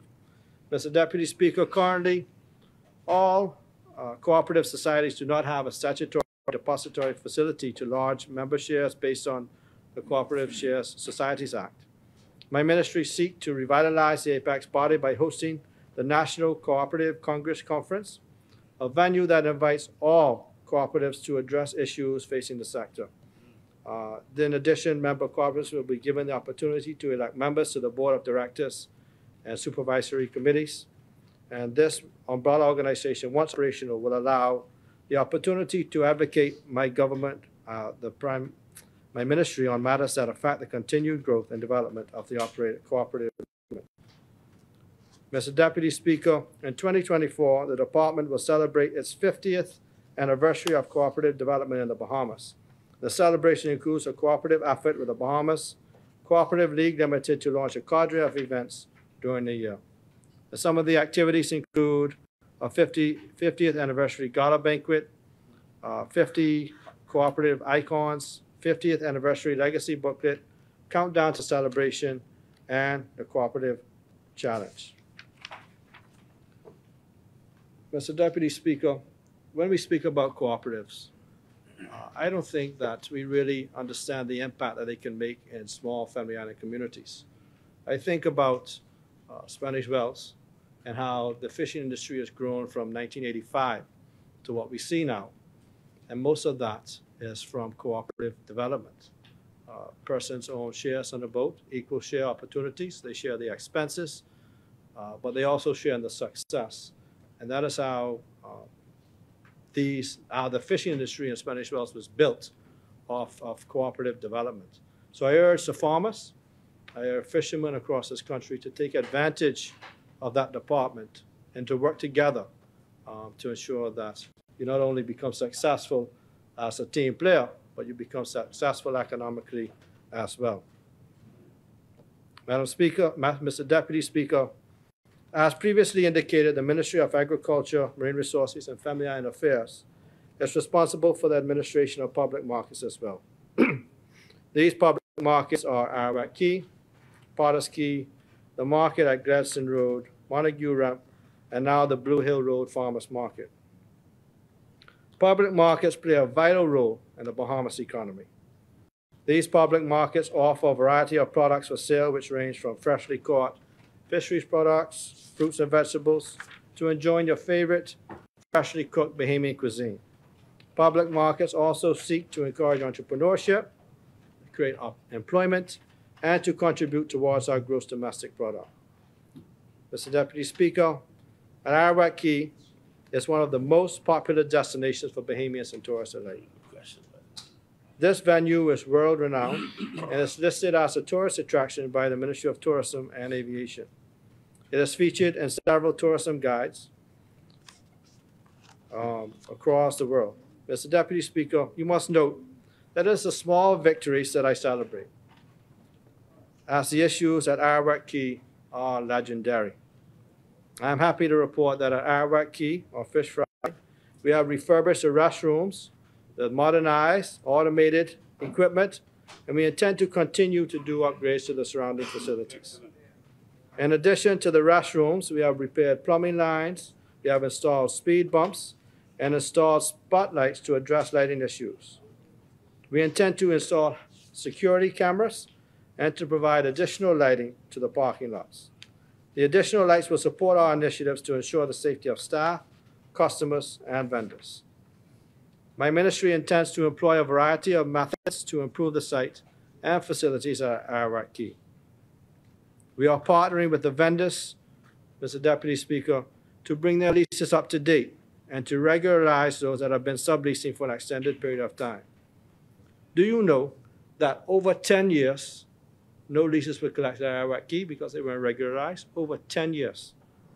Mr. Deputy Speaker, we sat with the vendors, we sat with the committee, the Ararat Key committee, and they agreed to work along with us to ensure that they were regularized, get proper leases, to ensure, because they want to work along with us and we want to work along with them.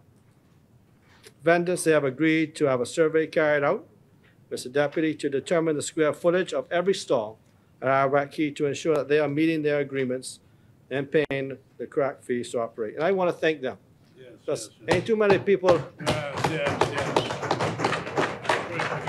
Ain't too many people volunteer to pay, but they was willing because they want to have their leases, they want to be up to date, and they want to do it the right way, and they just haven't been approached to make it happen. So we're glad to work along with them to ensure that they are regularized at Ararat Key.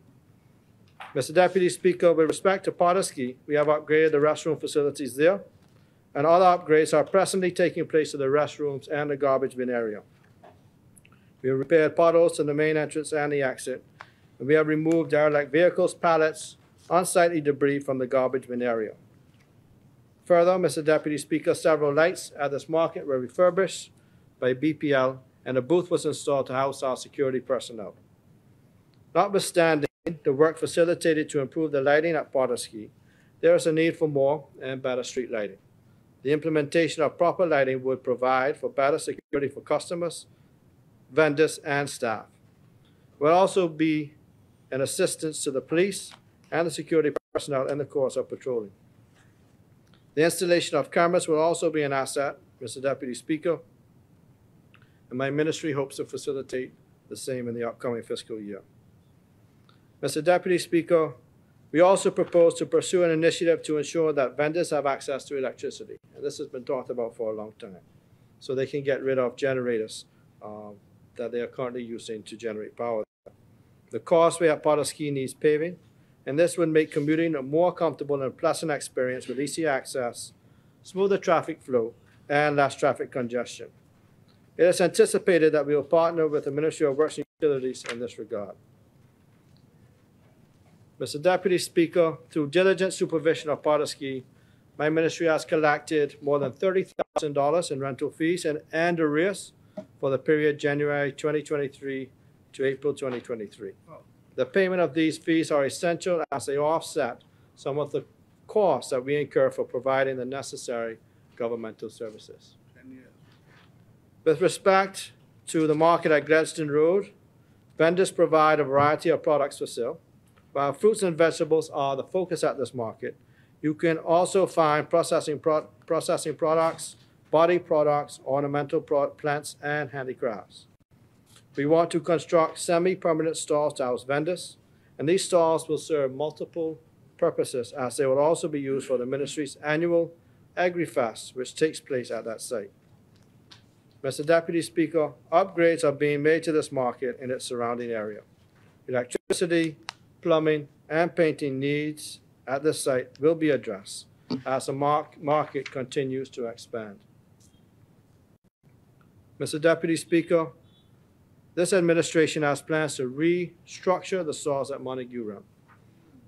These plans would take on a multi-governmental approach, where government agencies and corporations would be asked to assist with executing these plans. As the ministry wishes to build semi-permanent stalls for vendors that can withstand hurricanes. We also want to restructure the seawall to address water surges that may occur from time to time. And the ministry intends to strengthen the administration at this market by building an office to accommodate a manager and staff to supervise the market. In an effort to keep vendors and customers safe, we also want to provide security services at this market. Mr. Deputy Speaker, the Blue Hill Road Farmers Market.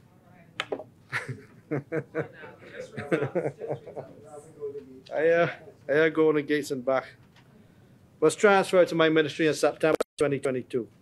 The member for Golden Gates, the Honorable Pia Grover-Rowe, I must say, she has had a hands-on approach as we seek to transform this market into a wholesome space that represents the spirit and the people of Golden Gates.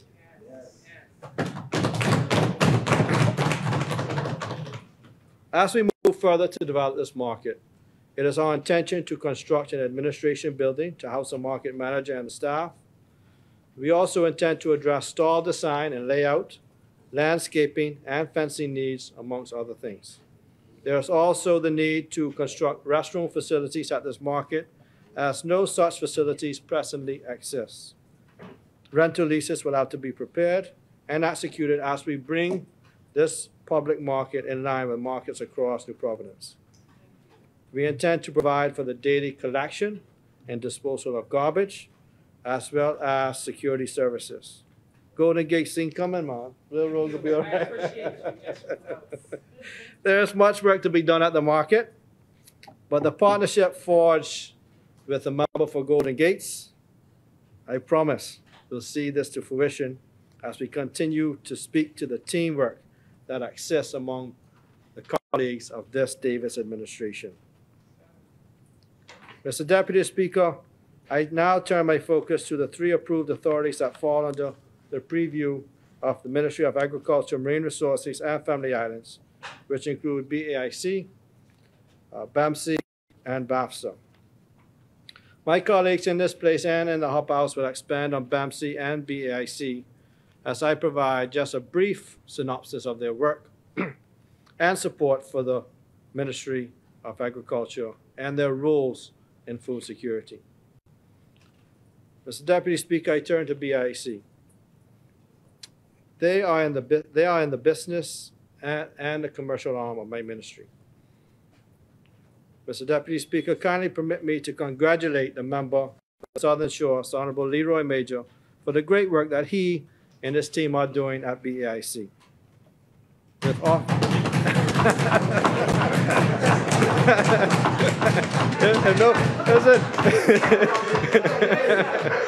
on. Let me do this. Let me do it back over. Mr. Deputy Speaker, kindly permit me to congratulate the member for Southern Shores, Honorable Leroy Major, for the great work that they are doing at BIC. With offices across 6 major islands of the Bahamas, including New Providence, Grand Bahama, Abaco, Andros, Exuma, and of course Eleuthero, BAIC continues to fully advance their mandate via numerous land leases, agricultural initiatives, large economy training programs, and the creation of business linkages between cottage industry producers and large-scale enterprises. Mr. Deputy Speaker, BAIC is continuing to empower Bahamians all across the archipelago and the world through concessionary rates for land leases within its portfolio on Abaco and Eleuthero for the development of agriculture, industrial, or touristic businesses. They continue to assist with business plans and to connect aspiring entrepreneurs to funders like SBDC and BDB, giving access to concessionary land for good rates for farmers, tourism businesses, or industrial businesses like hardware stores, storage facilities, water production companies, wash houses, etc. They continue to provide seminars and workshops to train business-minded people in a variety of skills, such as handicraft making, candle and soap making, and they did one the other day for perfume making, marketing and selling the crops grown by farmers through the produce exchange, and also to revitalize spaces like the Grand Bahama Arts and Crafts Center for small handicraft and food processors to display and sell their products. Collaborating with the Ministry of Grand Bahama and tour operators to have tourists regularly visit this facility to purchase items. Additionally, I am pleased to report that BIC has led the team which was responsible for the creation of a national crop calendar, which will shortly conclude its stakeholder engagement for implementation.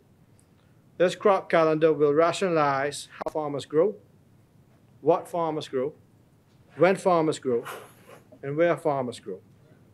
The end goal of this crop calendar is the expansion of commercial opportunities for farmers to have more of their crops on more shelves and Bahamian homes. Please permit me, Mr. Deputy Speaker, to offer thanks to the team at BIC, led by Chairman Major, General Manager Troy Sampson, and Senior Manager John Burrows, who, along with Cardi, country representative Dr. Shelley Bridgewater, crafted the seminal work for the agricultural sector. Mr. Deputy Speaker, as an update to this House, BIC is also on the way with the Golden Yoke poultry project, which is slated to significantly increase the local production of eggs in this country.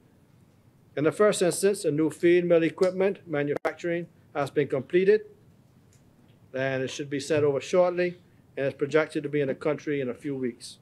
I'm also pleased to advise that the new state-of-the-art feed mill building plans have recently been submitted to the Ministry of Works, and construction will commence shortly. Mr. Deputy Speaker, we are on schedule as targeted to construct the grow houses, provide proper feed, and have the Golden Yoke in stores as early as 2024. Mr. Deputy Speaker, I'm pleased to advise that in view of the long-standing farming and fishing communities in the West Grand Bahama District, BAIC will be opening an office there shortly. Yes. To provide more focused attention to those farmers, Yes. fishers, business persons, and orange economy artisans. This office is located in the new government complex in 8 Mile Road. Just results. Just results, Madam Speaker. Mr. Deputy Speaker. Huh? Results. Mr. Deputy Speaker, I'm also pleased to advise that BIC will commence the refurbishment of the building to the house in North Andros Farm Store, located on Queens Highway, San Andres. Mr. Deputy Speaker, with Andros being considered as one of the breadbaskets of agriculture of this country, it is time that my ministry provide them with the necessary tools and inputs to aid this potential agricultural renaissance on Andros becoming a reality. BAIC intends to supply the fishers and farmers in the North Andros community with seeds, fertilizers, pesticides, herbicides, small farm tools and equipment, animal feed, fishing lines and hooks, sinkers, tackle boxes, and other items essential for fishermen. I anticipate the opening of the new and essential store in short order. Mr. Deputy Speaker, on the 29th of April at the BIC headquarters at Soldier Road Industrial Park, BIC hosted its second annual Taste and Tell event. This event was a smashing success because this event brought together Bahamian food and drink processors, along with major wholesale and retail buyers, the Bahamian public, to bring awareness and business opportunities for processors. This event allows everyday Bahamians and business owners to sample and purchase locally created sauces, jams, jellies, seasonings, peanut butter, honey, even wine. Wine, pepper sauces, and jams. Got some wine down there, Reverend? Wine down there too. Reverend, you got some wine on the pasta? Continuing BIC in its efforts to Come and take some maximize communion then. the opportunities of the orange economy artisans who hosted another event in what they are calling their and Tell series. The first time events, dubbed Smell and Tell, was held at the Bristol Cellars Premier location on Gladstone Road on May 27th. This event brought together local artisans in the creative economy who specialize in the production of candles, soaps, lotions, potpourri, perfumes, and colognes. And just like the Taste and Tell, what it did is it brought together the public, it brought together retailers and wholesalers to sample and to patronize artisans. The event has been deemed a success, and we intend to recreate this next year. Mr. Deputy Speaker, BIC is another arm of the ministry that, is producing results, brother. Yeah, we're producing results. I ain't got enough time. I can let them finish. Mr. Deputy Speaker, during the Christie administration, the Bahamas embarked on the import substitution program to rebuild and renovate our country's agricultural sector. In the January 2019 Business of the Tribune, the chairman inferred that the Bahamas Agriculture and Marine Science Institute would be redefined as business model under the former administration. Mr. Deputy Speaker, I want to be very clear. Very clear. BAMC is not designed to be a business. The initial BAMC program entailed an associate farmers program that worked in conjunction with a tutorial demonstration farm to grow 30 crops, which offered the competitive advantage to address inflation, the high cost of importing foods, save foreign exchange, reduce food imports, and secure our food and nutrition security. One of BAMC's roles was to market the output from the Associated Farmers Program. This was working, Mr. Deputy, but the F&M abandoned it. You expect the Bahamian people to trust them, to believe that their future is secure, but it was the F&M administrator that thwarted the plans that would have had us producing our own food at record numbers. It's serious. But Mr. Deputy Speaker, thank God for the PLP. We are growing exponentially. We are experimenting with a variety of technologies to grow better, to grow more, and to grow in light of climate change. The construction of greenhouse parks in Archie Bay, Mr. Deputy Speaker, has been completed, and groundbreaking ribbon cutting ceremony will commence in July 23. You see, we cut ribbons, we don't just groundbreak. Get results. That's what you do. We get results, man. Get results. That's a full speech of results. These greenhouses will be supplied with renewable energies to supply power to the greenhouses, which will assist the farmers who will operate these greenhouses and use savings with electricity bills, allowing them to have more funds for growth. These greenhouses is not only in Eleuthera, we got them for islands all across the country. And they're already in country. And once we have the model, we get the pilot program running, they can be on all islands throughout this country to help farmers nationwide. Mr. Deputy, BAMC is pleased to announce the extension office in Kemps Bay, South Andrews has been opened. Really? Also, a location has been sought on the island of Long Island and will be opening in the coming weeks. Offices for the islands of Exuma and Grand Bahama are also being sorted out. These offices will help to assist the farmers and schools on these islands with seedlings, animal husbandry, and will also be an outlet for farmers to receive information on what is happening with BAMC on a daily basis. Mr. Deputy Speaker, BAMSI is also assisting farmers throughout the Bahamas with seedlings through our seedlings program. That's my last talk. Through this program, BAMSI has donated thousands of seedlings on the islands of Eleuthera, Long Island, Cat Island, and Nassau. This program ensures the survival of each fruit and vegetable crop as farmers from every island is helping to keep these much-needed crops in existence for the coming years.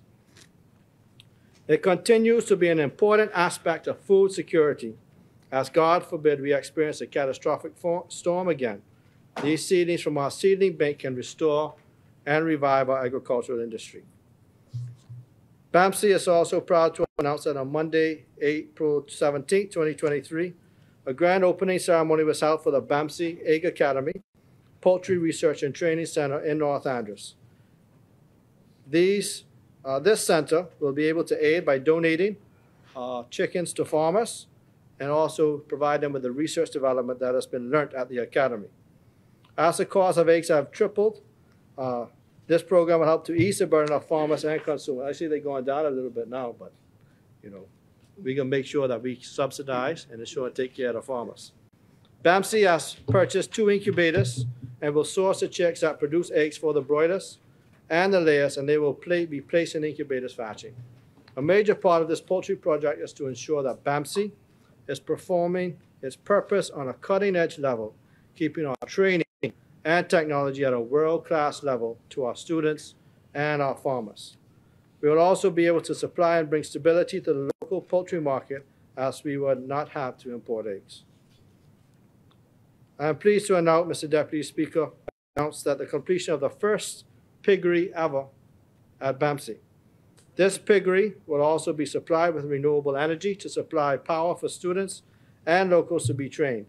In addition, there will be a waste management system to reuse animal waste both at the piggery and at the poultry house to be used on the BAMSI farm. Both initiatives are modern training tools that students can be exposed to that will assist them in utilizing modernization techniques. BAMSI has also donated poultry meat to the Bahama Games, Her Majesty's prison, inclusive of mutton, goat meat, and pork. We have also donated livestock to the Long Island Mutton Festival and have distributed livestock to farmers and schools across the Bahamas to increase the quality of small ruminants bloodline through this country. BAMSI has donated thousands of fruits and vegetables to many charities across the Bahamas, such as Bishop Lawrence Rural Feeding Program, Kingdom Outreach Ministries, Precious Rogers Home for the Aged, Demetrius Home Care Center, Paradise In Care Home Care, and St. Barnabas Assisting Community Center, just to name a few. As we continue to assist farmers, BAMSI has also created a floating fleet of heavy-duty land clearing equipment to be used on the different family islands to better assist farmers with the clearing down of their property. In conjunction with the Department of Agriculture and BAIC, this will provide much relief to farmers all across the country. Mr. Deputy Speaker, BAMSI, in conjunction with the Ministry of Tourism, has set in motion the flats fishing program for fishermen across the family islands. This program is designed to assist fishermen in becoming certified as flat fishing guides. As a part of the program, fishermen also took part in the Bahama Host and Boat Captain training course. This training exercise has already been put on twice, and a third course is expected to begin in the summer.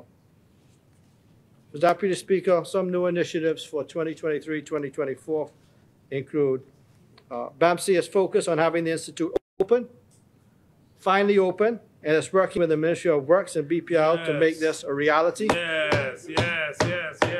Our goal is to have students face-to-face before the end of 2023 and to have an official ribbon cutting ceremony for the Institute. We cut ribbons.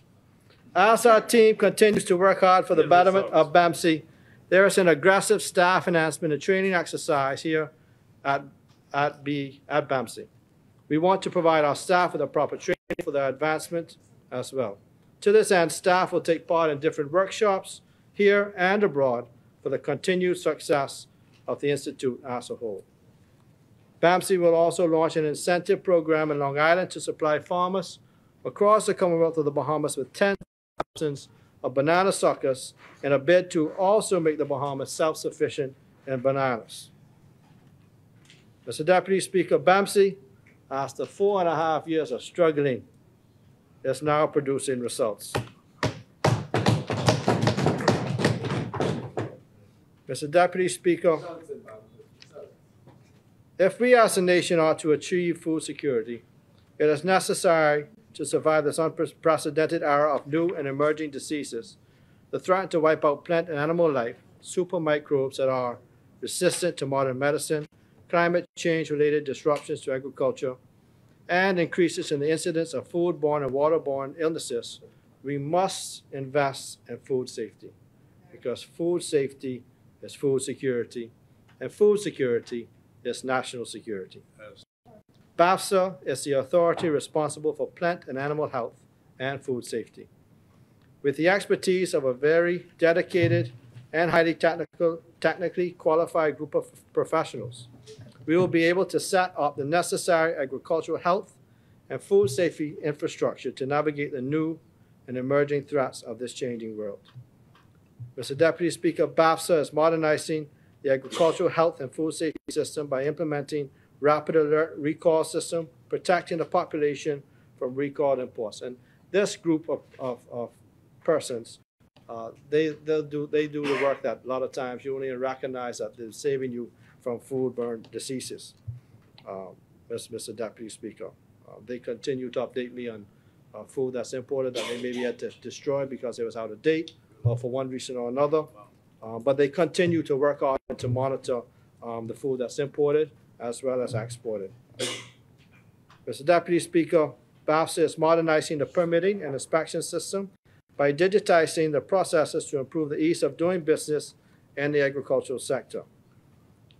It is also embarking on new research to apply modern techniques to resurrect the citrus industry after the citrus canker disease would have shut down our citrus industry on several islands, adding to the diversity of our economy and creating jobs. And this RMA ministry also played an instrumental role in lifting the ban of beef from Canada.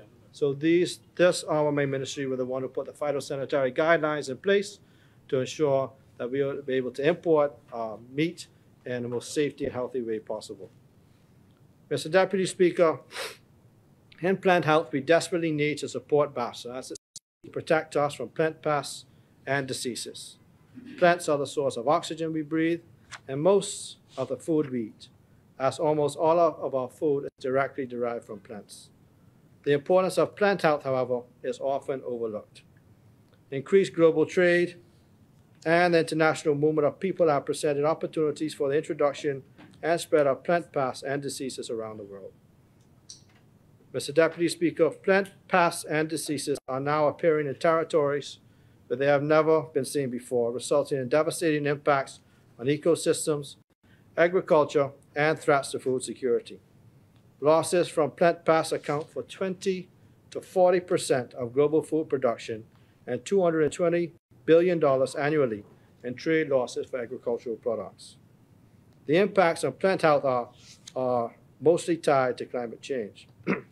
More pests are emerging earlier than with rising temperatures, creating pathways for pests and diseases to thrive. Climate change also threatens the quality and quantity of food production. Mr. Deputy Speaker, plant health and plant protection are more important now than ever before to ensure that food is available, accessible, affordable, and safe. While pesticides are designed, in most cases, to kill pests, many pesticides also pose risks to people too. Increased indiscriminate pesticide use as a result of more pests is a major risk to food security and human health, particularly in women and children.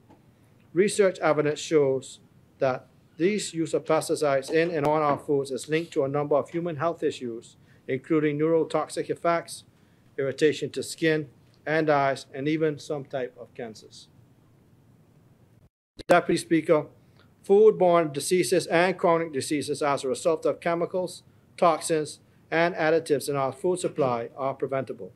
And BAFSA has an integral and critical role to play in taking national leadership in coordinating and streamlining all food safety activities across multiple sectors. Mr. Deputy Speaker, we have estimated that if we invest in BAFSA's programs, we have the opportunity to access approximately $175 million in agricultural trade benefits. This budget is intended to make investments now that would open the doors of opportunity for Bahamians now and in the future. I trust the rest of my colleagues will welcome the opportunities to support BAFSA, recognizing that food safety is food security, and food security is national security. Mr. Deputy Speaker, they say where there is no vision, the people perish. Mr. Deputy Speaker, sailing has defined our history. It is our ancestors traveled to our beautiful country. It is how the Family Islanders traded goods and services and developed. It has connected us as Bahamians for hundreds of years. Sloop sailing has been birthed as a natural succession, developing into regattas that have thrilled Bahamians for over 70 years. And all skippers, captains, boat builders, and sail makers have become national heroes. You know, I was in Long Island on the weekend for regatta. And I think sometimes we make decisions that, on the face of it, is something that people ask for. But then sometimes some people really take a deeper meaning. And one of the sailors came up to speak about making sailing a national sport. And he made a comment, and I never thought of it this way. And he said, sailing for me is another step to eliminating colonial rule as a sailor, because it ties more to what we are as a people than cricket. And I never took it to that depth until Saturday night. And then I realized that, you know, decisions that we make on the face of it might not seem as prominent, but it really touches the lives in a way of older people that's lived through things maybe that myself hasn't lived through. And, you know, I don't think I'll ever forget that, of how decisions we make really affect, the liberation, correct, liberation of them as a people. But as we embark on the 50th anniversary of our country, the Deputy Speaker, it is only fitting that as we make necessary changes as we grow, we implement the measures and take ownership of the qualities that makes us unique and sets us apart as an independent nation. And sailing is one of those unique qualities. With sailing becoming national sports, and where there are regattas, homecomings, and festivals throughout the length and breadth of the Bahamas, a decision was made to fully place these activities under one umbrella, especially the ones that are led in the various family islands by local government. Mr. Deputy Speaker, as we solidify sailing as our national sport, and as we work along with the Ministry of Youth, Sports, and Culture, we hope to establish a sailing commission built and created by those who personify everything sailing. We seek to implement a comprehensive register. And we seek, Mr. Deputy Speaker, and we have allocated in this budget $500,000 for the development of the national sport, to establish a national sailing academy, to ensure that our young people who might not have access to sailing has access throughout the length and breadth of the Bahamas. And they have the opportunity to learn the art of sailing, not just the art of sailing, but swimming as well. Mr. Deputy Speaker, we will offer administrative advice, funding, manpower, and support where practicable. Mr. Deputy Speaker, we continue to make great strides towards our goal of food security and family island development. My ministry, IT departments, and entities are committed to providing ladders of opportunities for Bahamians to thrive. We live in an ever-changing time, and so our advancement towards our goal is critical in helping to develop a robust economy. We are undaunted by our challenges, and we remain steadfast and focused on achieving our goals.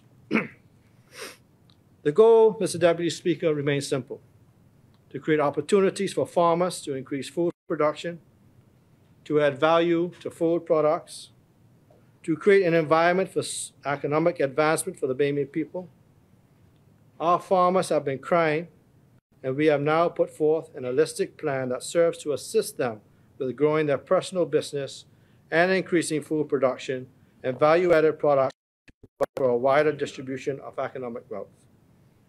Food security is a top priority, and we have taken the bull by the horn and are providing funding through grant initiatives, increased duty concessions for farming and fishing. We have improved the availability of seedlings to farmers, livestock, and small ruminants. We have increased the availability of tractor services for land clearing and preparation. We have increased the access to land. We are reviving the egg industry to reduce our import bill and create a full circle economy that Bahamians can access and own. We are providing a brand new state-of-the-art feed mill. We are investing in new technologies to increase and diversify farming options through greenhouses, vertical and horizontal farming. Mr. Deputy Speaker, we are investing in people. We, the Ministry of Agriculture, Marine Resources, and Family Island Affairs, only about one thing, Mr. Deputy, just results. My colleagues on the other side speak a lot about traveling, Mr. Deputy, to portray that we are simply on a joyride and spending spree. However, nothing could be far from the truth. Mr. Deputy Speaker, I guarantee you their speeches will all replicate the same talking points: travel, tax, and breadbasket items. And I really can't get over this brand new attitude of the side opposite. Acting all brand new. Acting all brand new. But Mr. Deputy Speaker, in my ministry, every travel opportunity has resulted in positive gains for the agricultural sector. So don't mind what they say over there. Don't mind what they say over there. We have been able to see firsthand and talk to experts in agriculture in Dubai, Jamaica, Guyana, and other countries. And out of these meetings, the Bahamas has created collaborative partnerships that are proven to be advantageous to the development of agriculture. From our travels, the vision of the Golden Yoke emerged. Yes, exactly. Yeah. 100% Bahamian. 100%. 100%. BIC developed the framework to revamp how they are using the land to improve economic activity and implement contract growing. From travel, Mr. Deputy Speaker, I'd like to take this opportunity to remind the members opposite that in the 90s, it was their administration who introduced policies on food imports as a cheaper option opposed to growing your own food. From the 90s now, there seems to be a continued period of instability in the agricultural sector.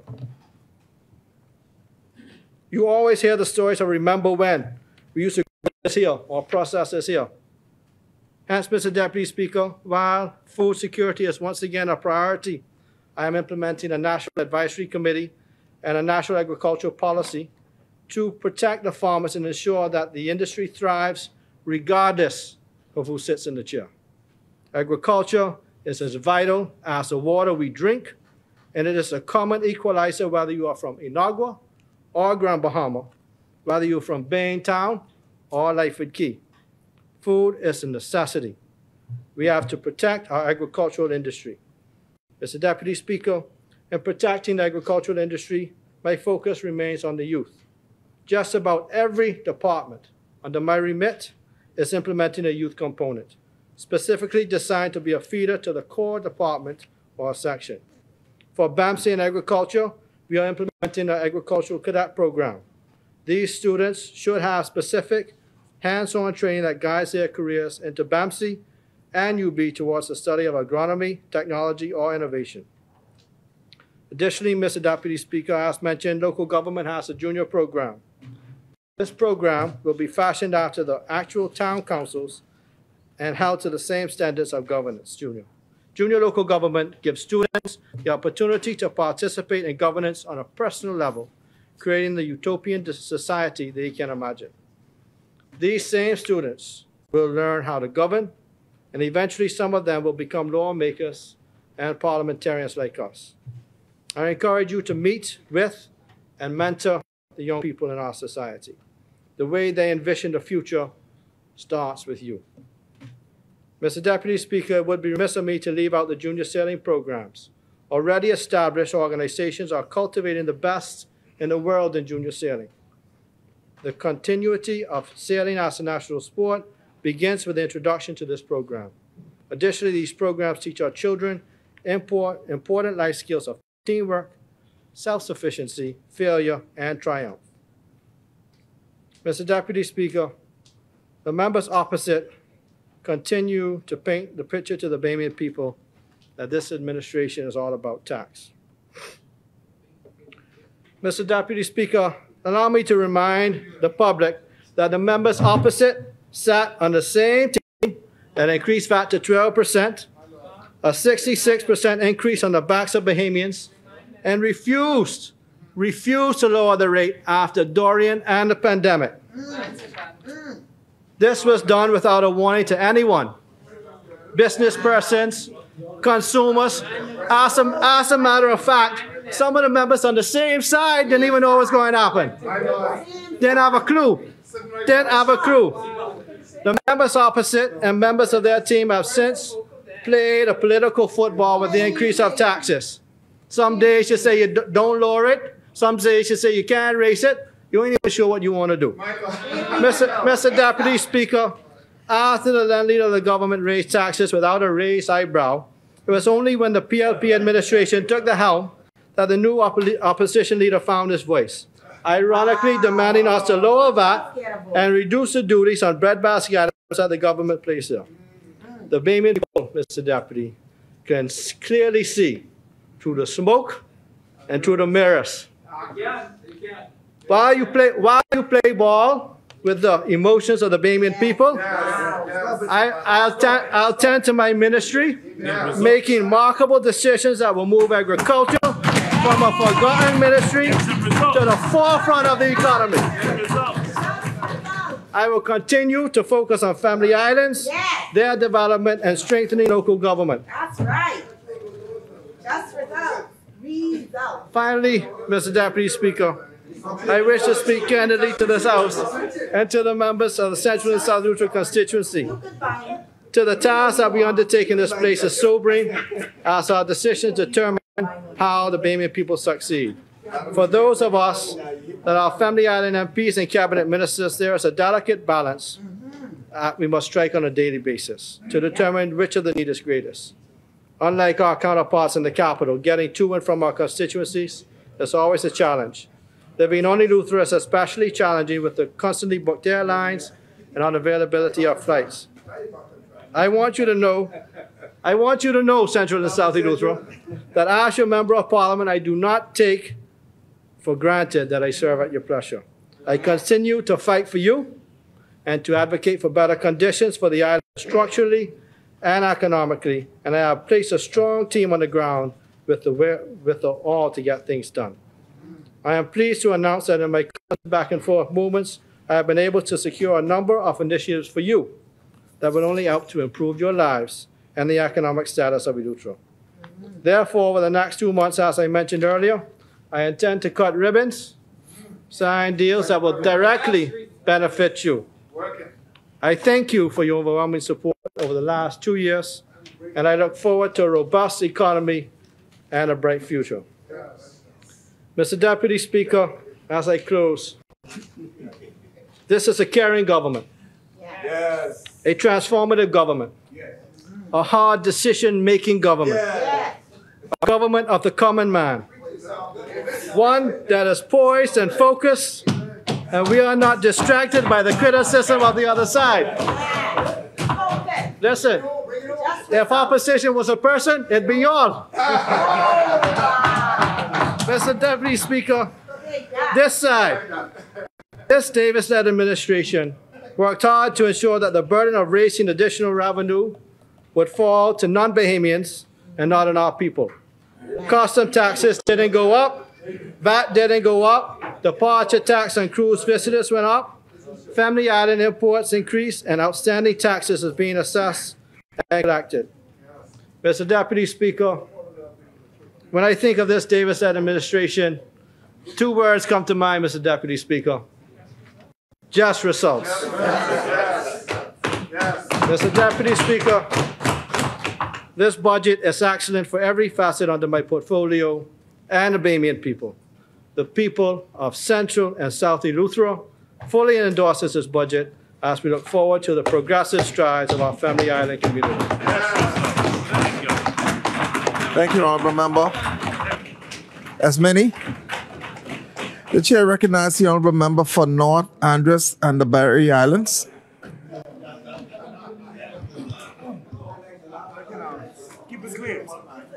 Keep it clean. Stay above board. Stay on the high road now. You talk. Deputy Speaker, Ungolo, my parliamentary colleagues, afternoon. I want to give thanks first and foremost to the Almighty God who has been awesome and generous to me thus far. Deputy Speaker, I rise today on behalf of the great people of North Andros and the Berry Island. Deputy Speaker, allow me 2 minutes to make mention of all those I love dearly, give condolences, congratulatory, and birthday shout-outs to my constituents of Nabi.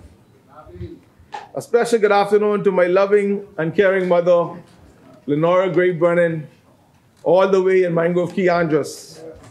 My grandmother, Pandora Miller, and Dorian Lightbourne, and my grandfather, Kendall Lightbourne Sr., who are all locked in this morning's proceedings.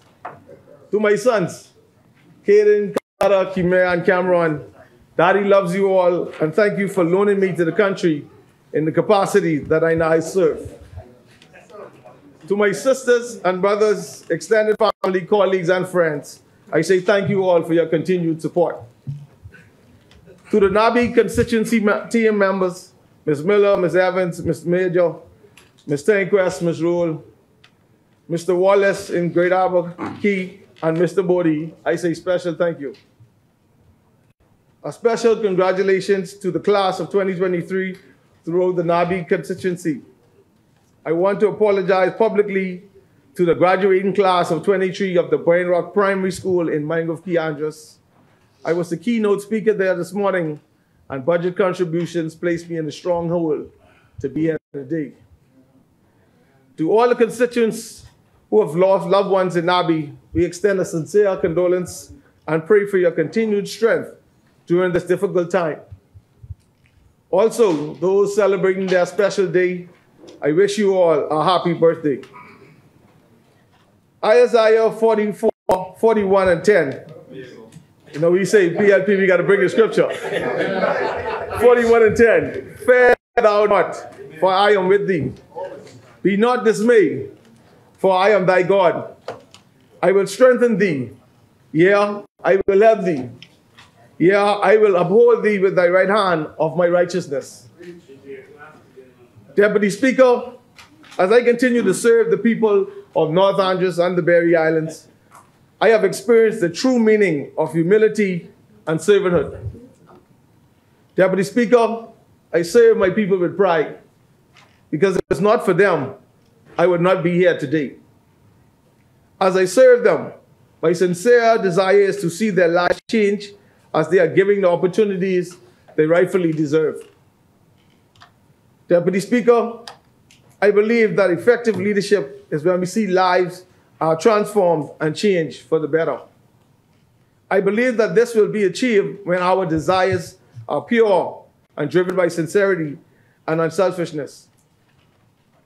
Deputy Speaker, I believe that it is important that we do a self-evaluation periodically to determine if we are living up to the expectations of those who elect us to serve and given the opportunity to sit in this honorable place. Truly, it is my belief that God never makes a mistake. He placed us in these positions to lead his people and to make their lives better than they were before. It is important that when we leave this honorable place, we are able to say that we give it our best. To sit in this honorable place is indeed an honor and a privilege. We are accountable for our various constituencies and to make certain that we help to make the lives of our people better and provide them with the necessary changes they need, as they are giving fair opportunities they rightfully deserve. Deputy Speaker, I think it is no mistake that God elected the Davis administration for this time and season to lead the Bahamian people. I am constantly reminded that God never makes a mistake. He set up kings and he demits another.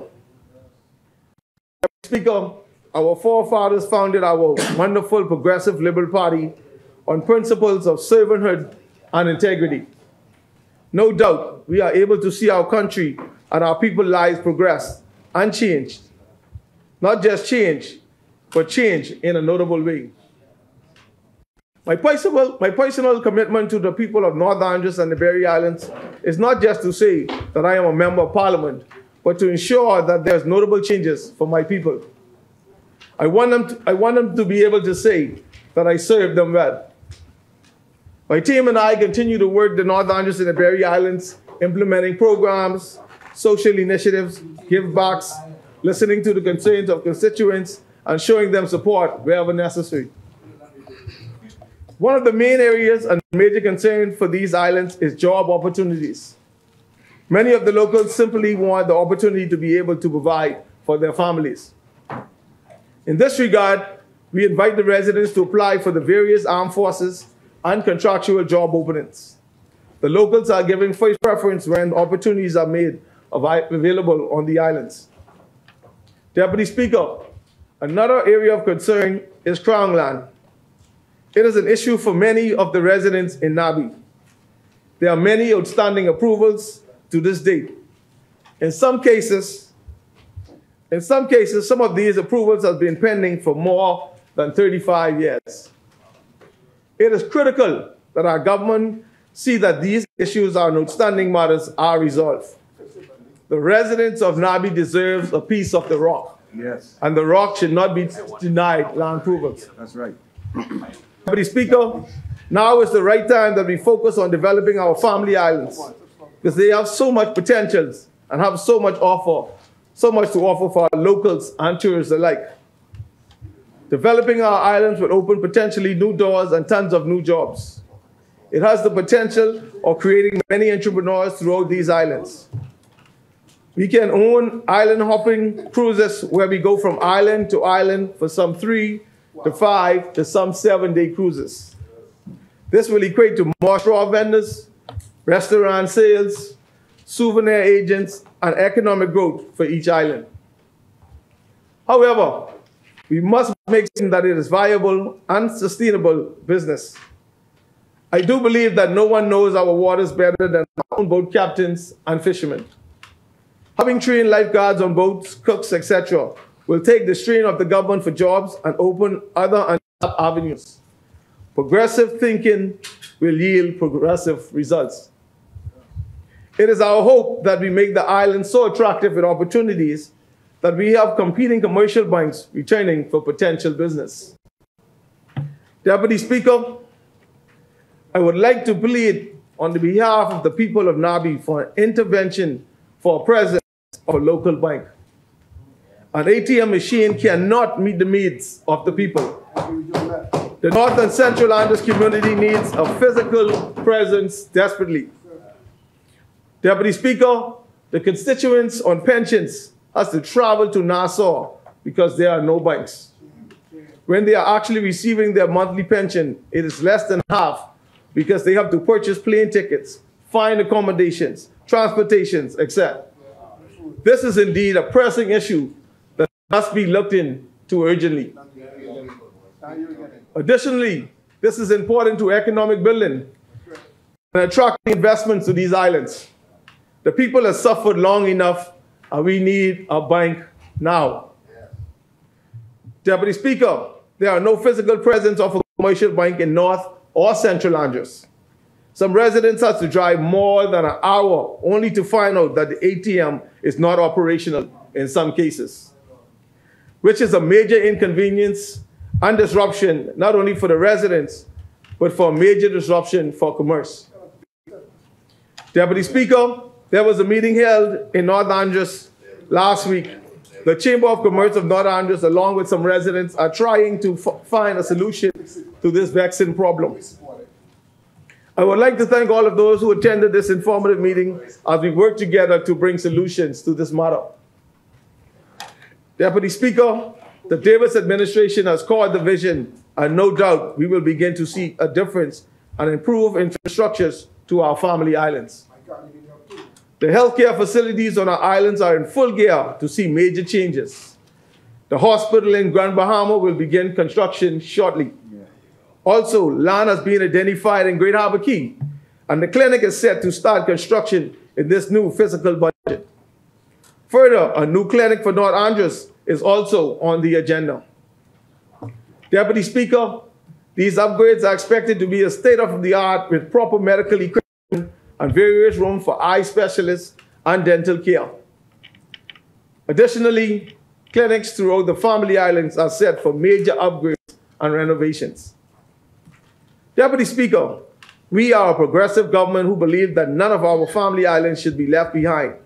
We've passed the Investment Fund Act for our family islands, where revenue derived from our islands will go back into the economy to help build the islands for capital projects, etc., airports, docks, bridges, seawalls.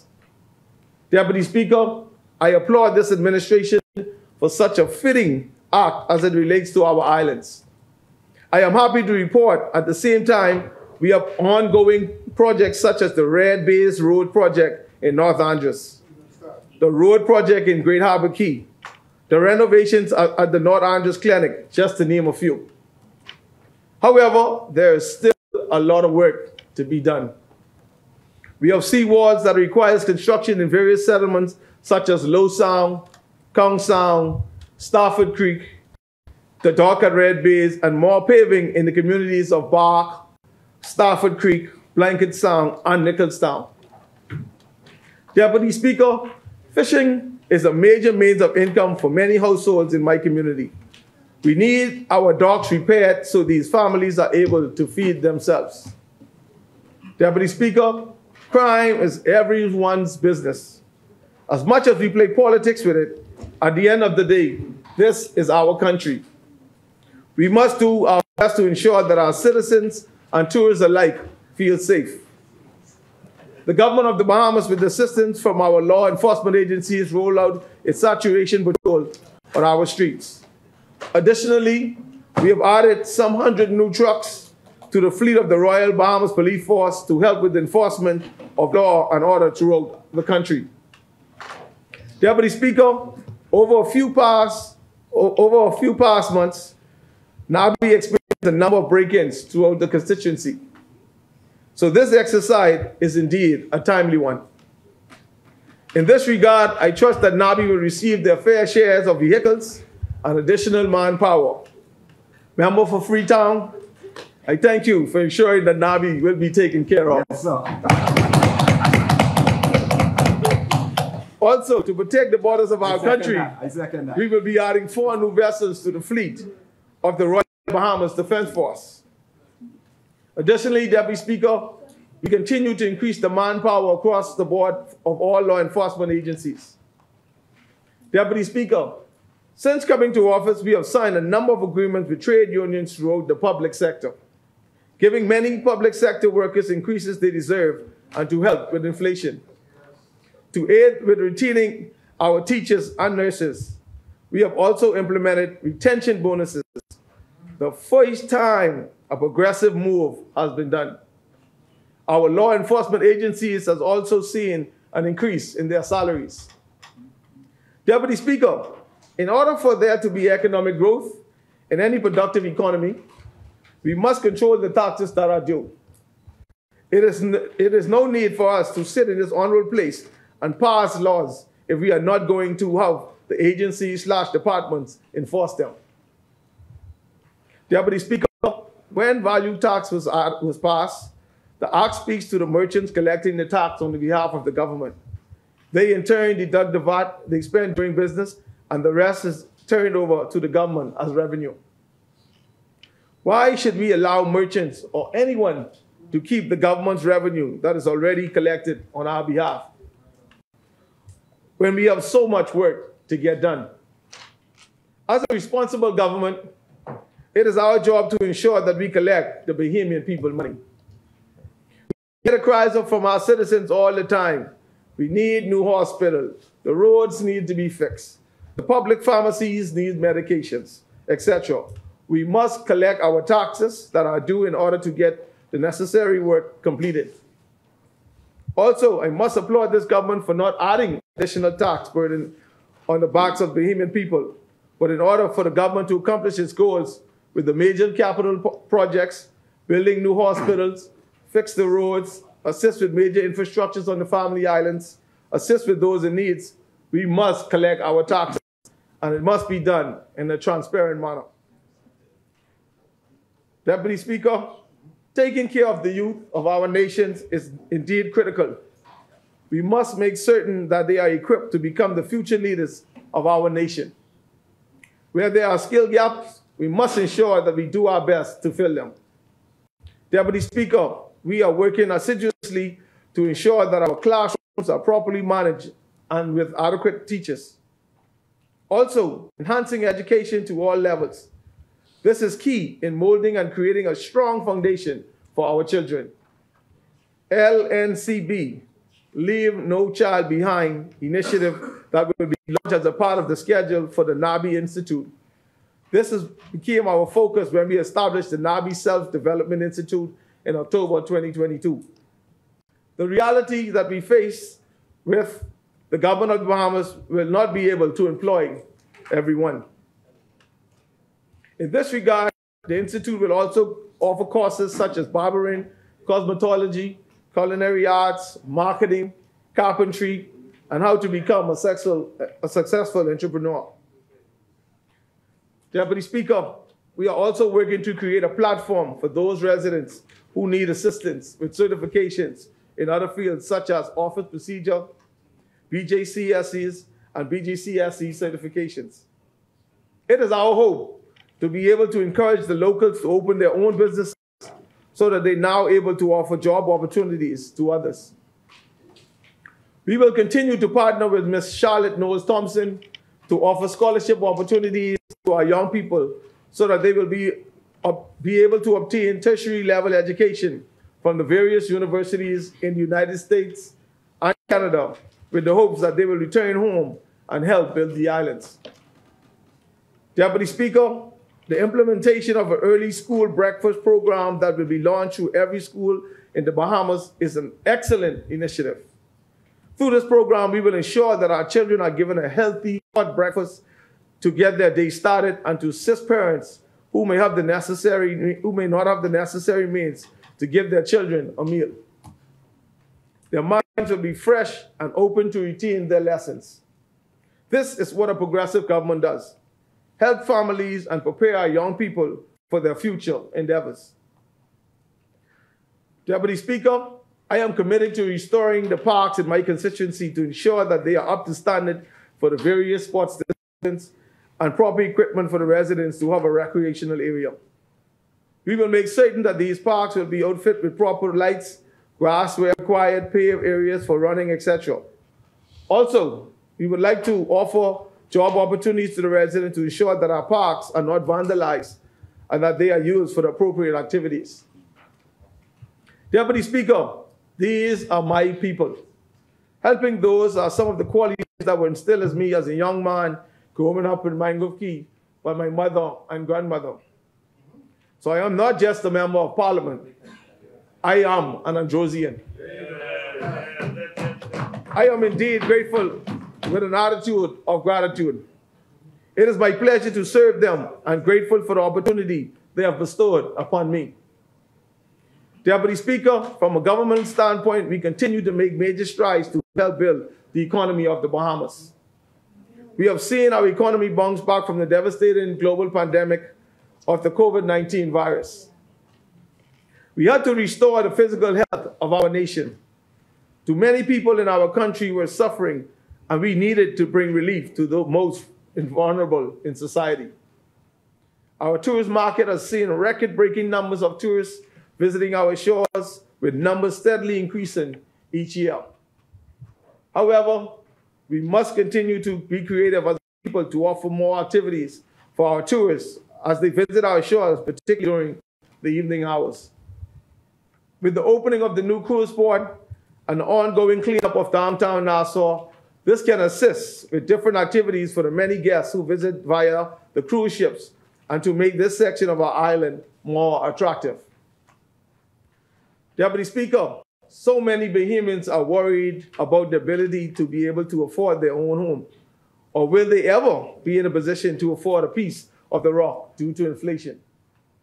Many of them are worried if they or their children can build a secure future in the Bahamas. The dream of home, business, land ownership feels out of reach for too many. Deputy Speaker, since coming to office, we have seen young, inspiring Bahamians move into their homes, and the dreams of home ownership became a reality. With our affordable house projects under this caring government, the member for Elizabeth has expanded this project to various islands to assist those residents in need. We now have affordable homes under construction, and many more are on the way. Also, on the island of Abaco and Freeport, we have seen how Hurricane Dorian left so many residents without a place to lay their heads at night. Many of them did not have homeowners insurance and was left devastated, living with family and friends. Help is not on its way. Help is here. Deputy Speaker, in my role as Parliamentary Secretary in the Ministry of Agriculture, Marine Resources, and Family Island Affairs, we continue to make progressive steps as we chart the way forward. As I turn my attention to BAMSI, the government of the Bahamas has always supported the efforts and initiatives of the Bahamas Agriculture Marine Science Institute. Member, the chair recognizes the honorable member for West Grand Bahama and Bimini. As the member for North Andros begins his transition, it might be a good time to take our break and return at 3 o'clock, which allows him to get into BAMSI. Is there a seconder? That's fine with you? That's fine. Yeah. That's fine with you? That's fine. But you only have 5 I minutes. have a few more minutes. This isn't long. You want to stay on? We'll continue then, Madam Secretary. Thank you, honorable member. If the member wishes, we'll continue. Thank you. The chair recognizes. Thank you. The government of the Bahamas has always supported the efforts and initiatives of the Bahamas Agriculture and Marine Science Institute, as it is imperative to become more self-sufficient and feed ourselves healthier, fresher, and more affordable locally grown produce. BAMSI has made a tremendous stride since in its opening on September 29, 2014. Further, plans are now underway to have the first phase of the campus completed and expanded, fully transformed in time for the upcoming fall semester. Additionally, our students will now have access to the government tertiary housing allowance that will ease the burden of students living on Andros. BAMSI is an approved international testing center for the SAT exam. Strategic partners including the Ministry of Tourism, partnering with the Ministry of Tourism, Fly Fishing Association, and other stakeholders such as the Environmental Defense Fund grant to create a more approach to fly fishing and training. Ministry of Tourism have given the rights to BAMSI to create the program. The annual Summer Education and Enrichment Discovery Series SEEDS program has introduced junior and senior high school students to a cross-section of activities and will explore the conceptual support of an assortment of topics. It runs June 26 to the 30th, 2023. It is hoped that this unique opportunity will foster future generations of students. The Institute has definitely answered the clarion call to provide relevant technical education and training in agriculture, marine science, as scores of graduates spanning the entire archipelago have completed. Associates of Science degrees in agriculture, marine science, environmental science, agribusiness, aquaponics, and business management, or Associates of Applied Science degrees in general agriculture, animal science, agronomy, and art and the environment. In order to raise the visibility and showcase the quality of the programs, the Institute offers skills, training, and proficiency certificate programs in numerous disciplines in the goal of providing students with the entrepreneurial and technical skills needed to keep up with the rapidly changing sector and make an effective and immediate difference in their communities. BAMSI has worked to meet national needs in scientific and technical research, filling critical information group gaps. A key goal is the development of academic and research capacity in agriculture and marine science and technology, with a company goal of synthesis and dissemination. BAMSI is the conduit for scientific research studies and dissemination and implementation of the same. The Institute has provided leadership in program development and research initiatives and research projects, including the Andros Community-Based Tourism Cluster Project. The Institute is excited to be a part of this project in conjunction with the Ministry of Tourism, Investment, and Aviation. The main role of the Institute is to provide capacity building throughout the development of ecotourism and develop certifications, including integration of CTO, community tourism development skills, tools, and ecotourism guide training and development. Poultry unit addition for the training and education of others. Acquisition of the Stafford Creek Primary School request. The school has been abandoned for over 2 years and will prove a great asset to BAMSI as a marine and environmental science field station. Madam Speaker, on the 27th and 23rd, the Honorable Prime Minister attended the groundbreaking ceremony for the Golden Yolk Egg Project, where we are now able to produce our own supply of our stores with the same. Additionally, we have now made sailing the national sport of the Bahamas. The ministry continues to be dedicated, committed to ensuring that this sport is fully developed and supported throughout this country. Deputy Speaker, let me drop this nugget in sharing gratitude on behalf of NABI constituents. How grateful we are to have engaged, to have the Jubilee Bahama Games sailing to take place in Morgan's Bluff for the July 13th through the 16th. We look forward to an amazing time in North Andros. The junior sailing program is very active and plans are being made to introduce this sport into the education curriculum. The staff with the Regatta Desk unit are in talks with the Ministry of Education Student Development Section with plans to launch a pilot junior sailing program as an after-school sporting activity. Youth sailors will have the opportunity to develop skills by sailing the E-class boats for their training and competitive sailing. It is our goal to have a junior sailing program implemented in every island throughout the country. Sailing and regattas are on the move in this country. As a team, we will continue to do all that is necessary for the growth and development. Deputy Speaker, I now turn my attention to public markets, which comprise of Arawaki, Fish Fry, Porter's Key, Monacurum, the Blue Hill Woods Farmers Market, and the market at Gladstone. That's 5 minutes in. 5 minutes in. Oh. It's quick. Even 5 minutes.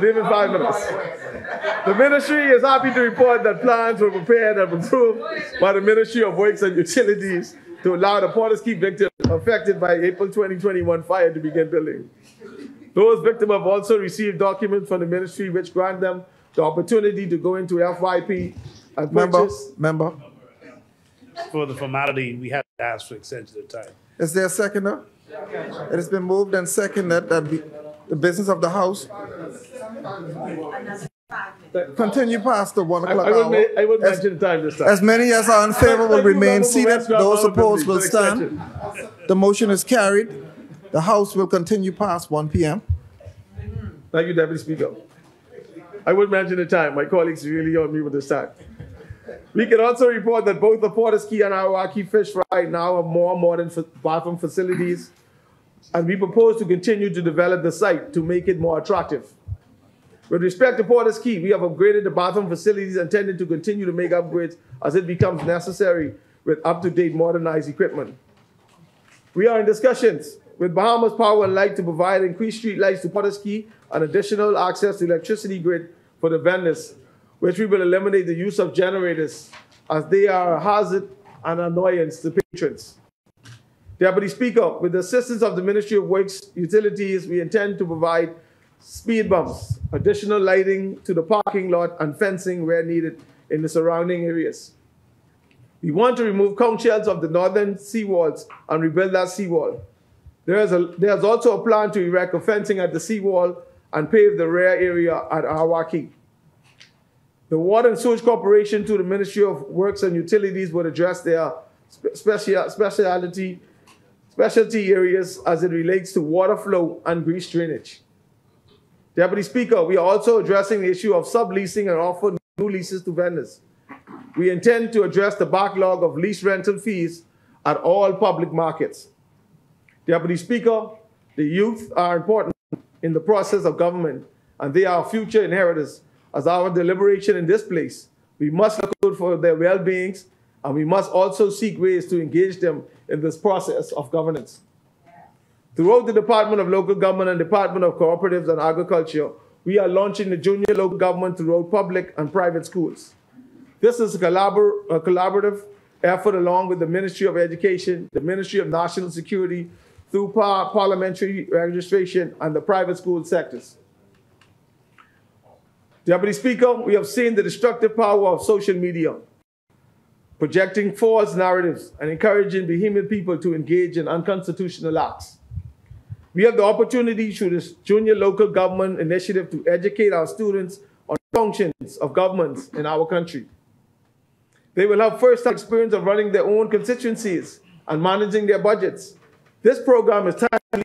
We salute the organizers, participating organizations, and the students that will participate in this electoral process. Deputy Speaker, we are well on our way in making an impact that we will change lives for our people. Yeah. These notable changes will not only be seen, but felt by Bahamians across the length and breadth of the Commonwealth of the Bahamas. Sure. I applaud our government as we continue to ensure that our people progress and move our nation forward, upward, onward, together. North Aldris and the Berry Island support this project. Thank you, Honourable Member.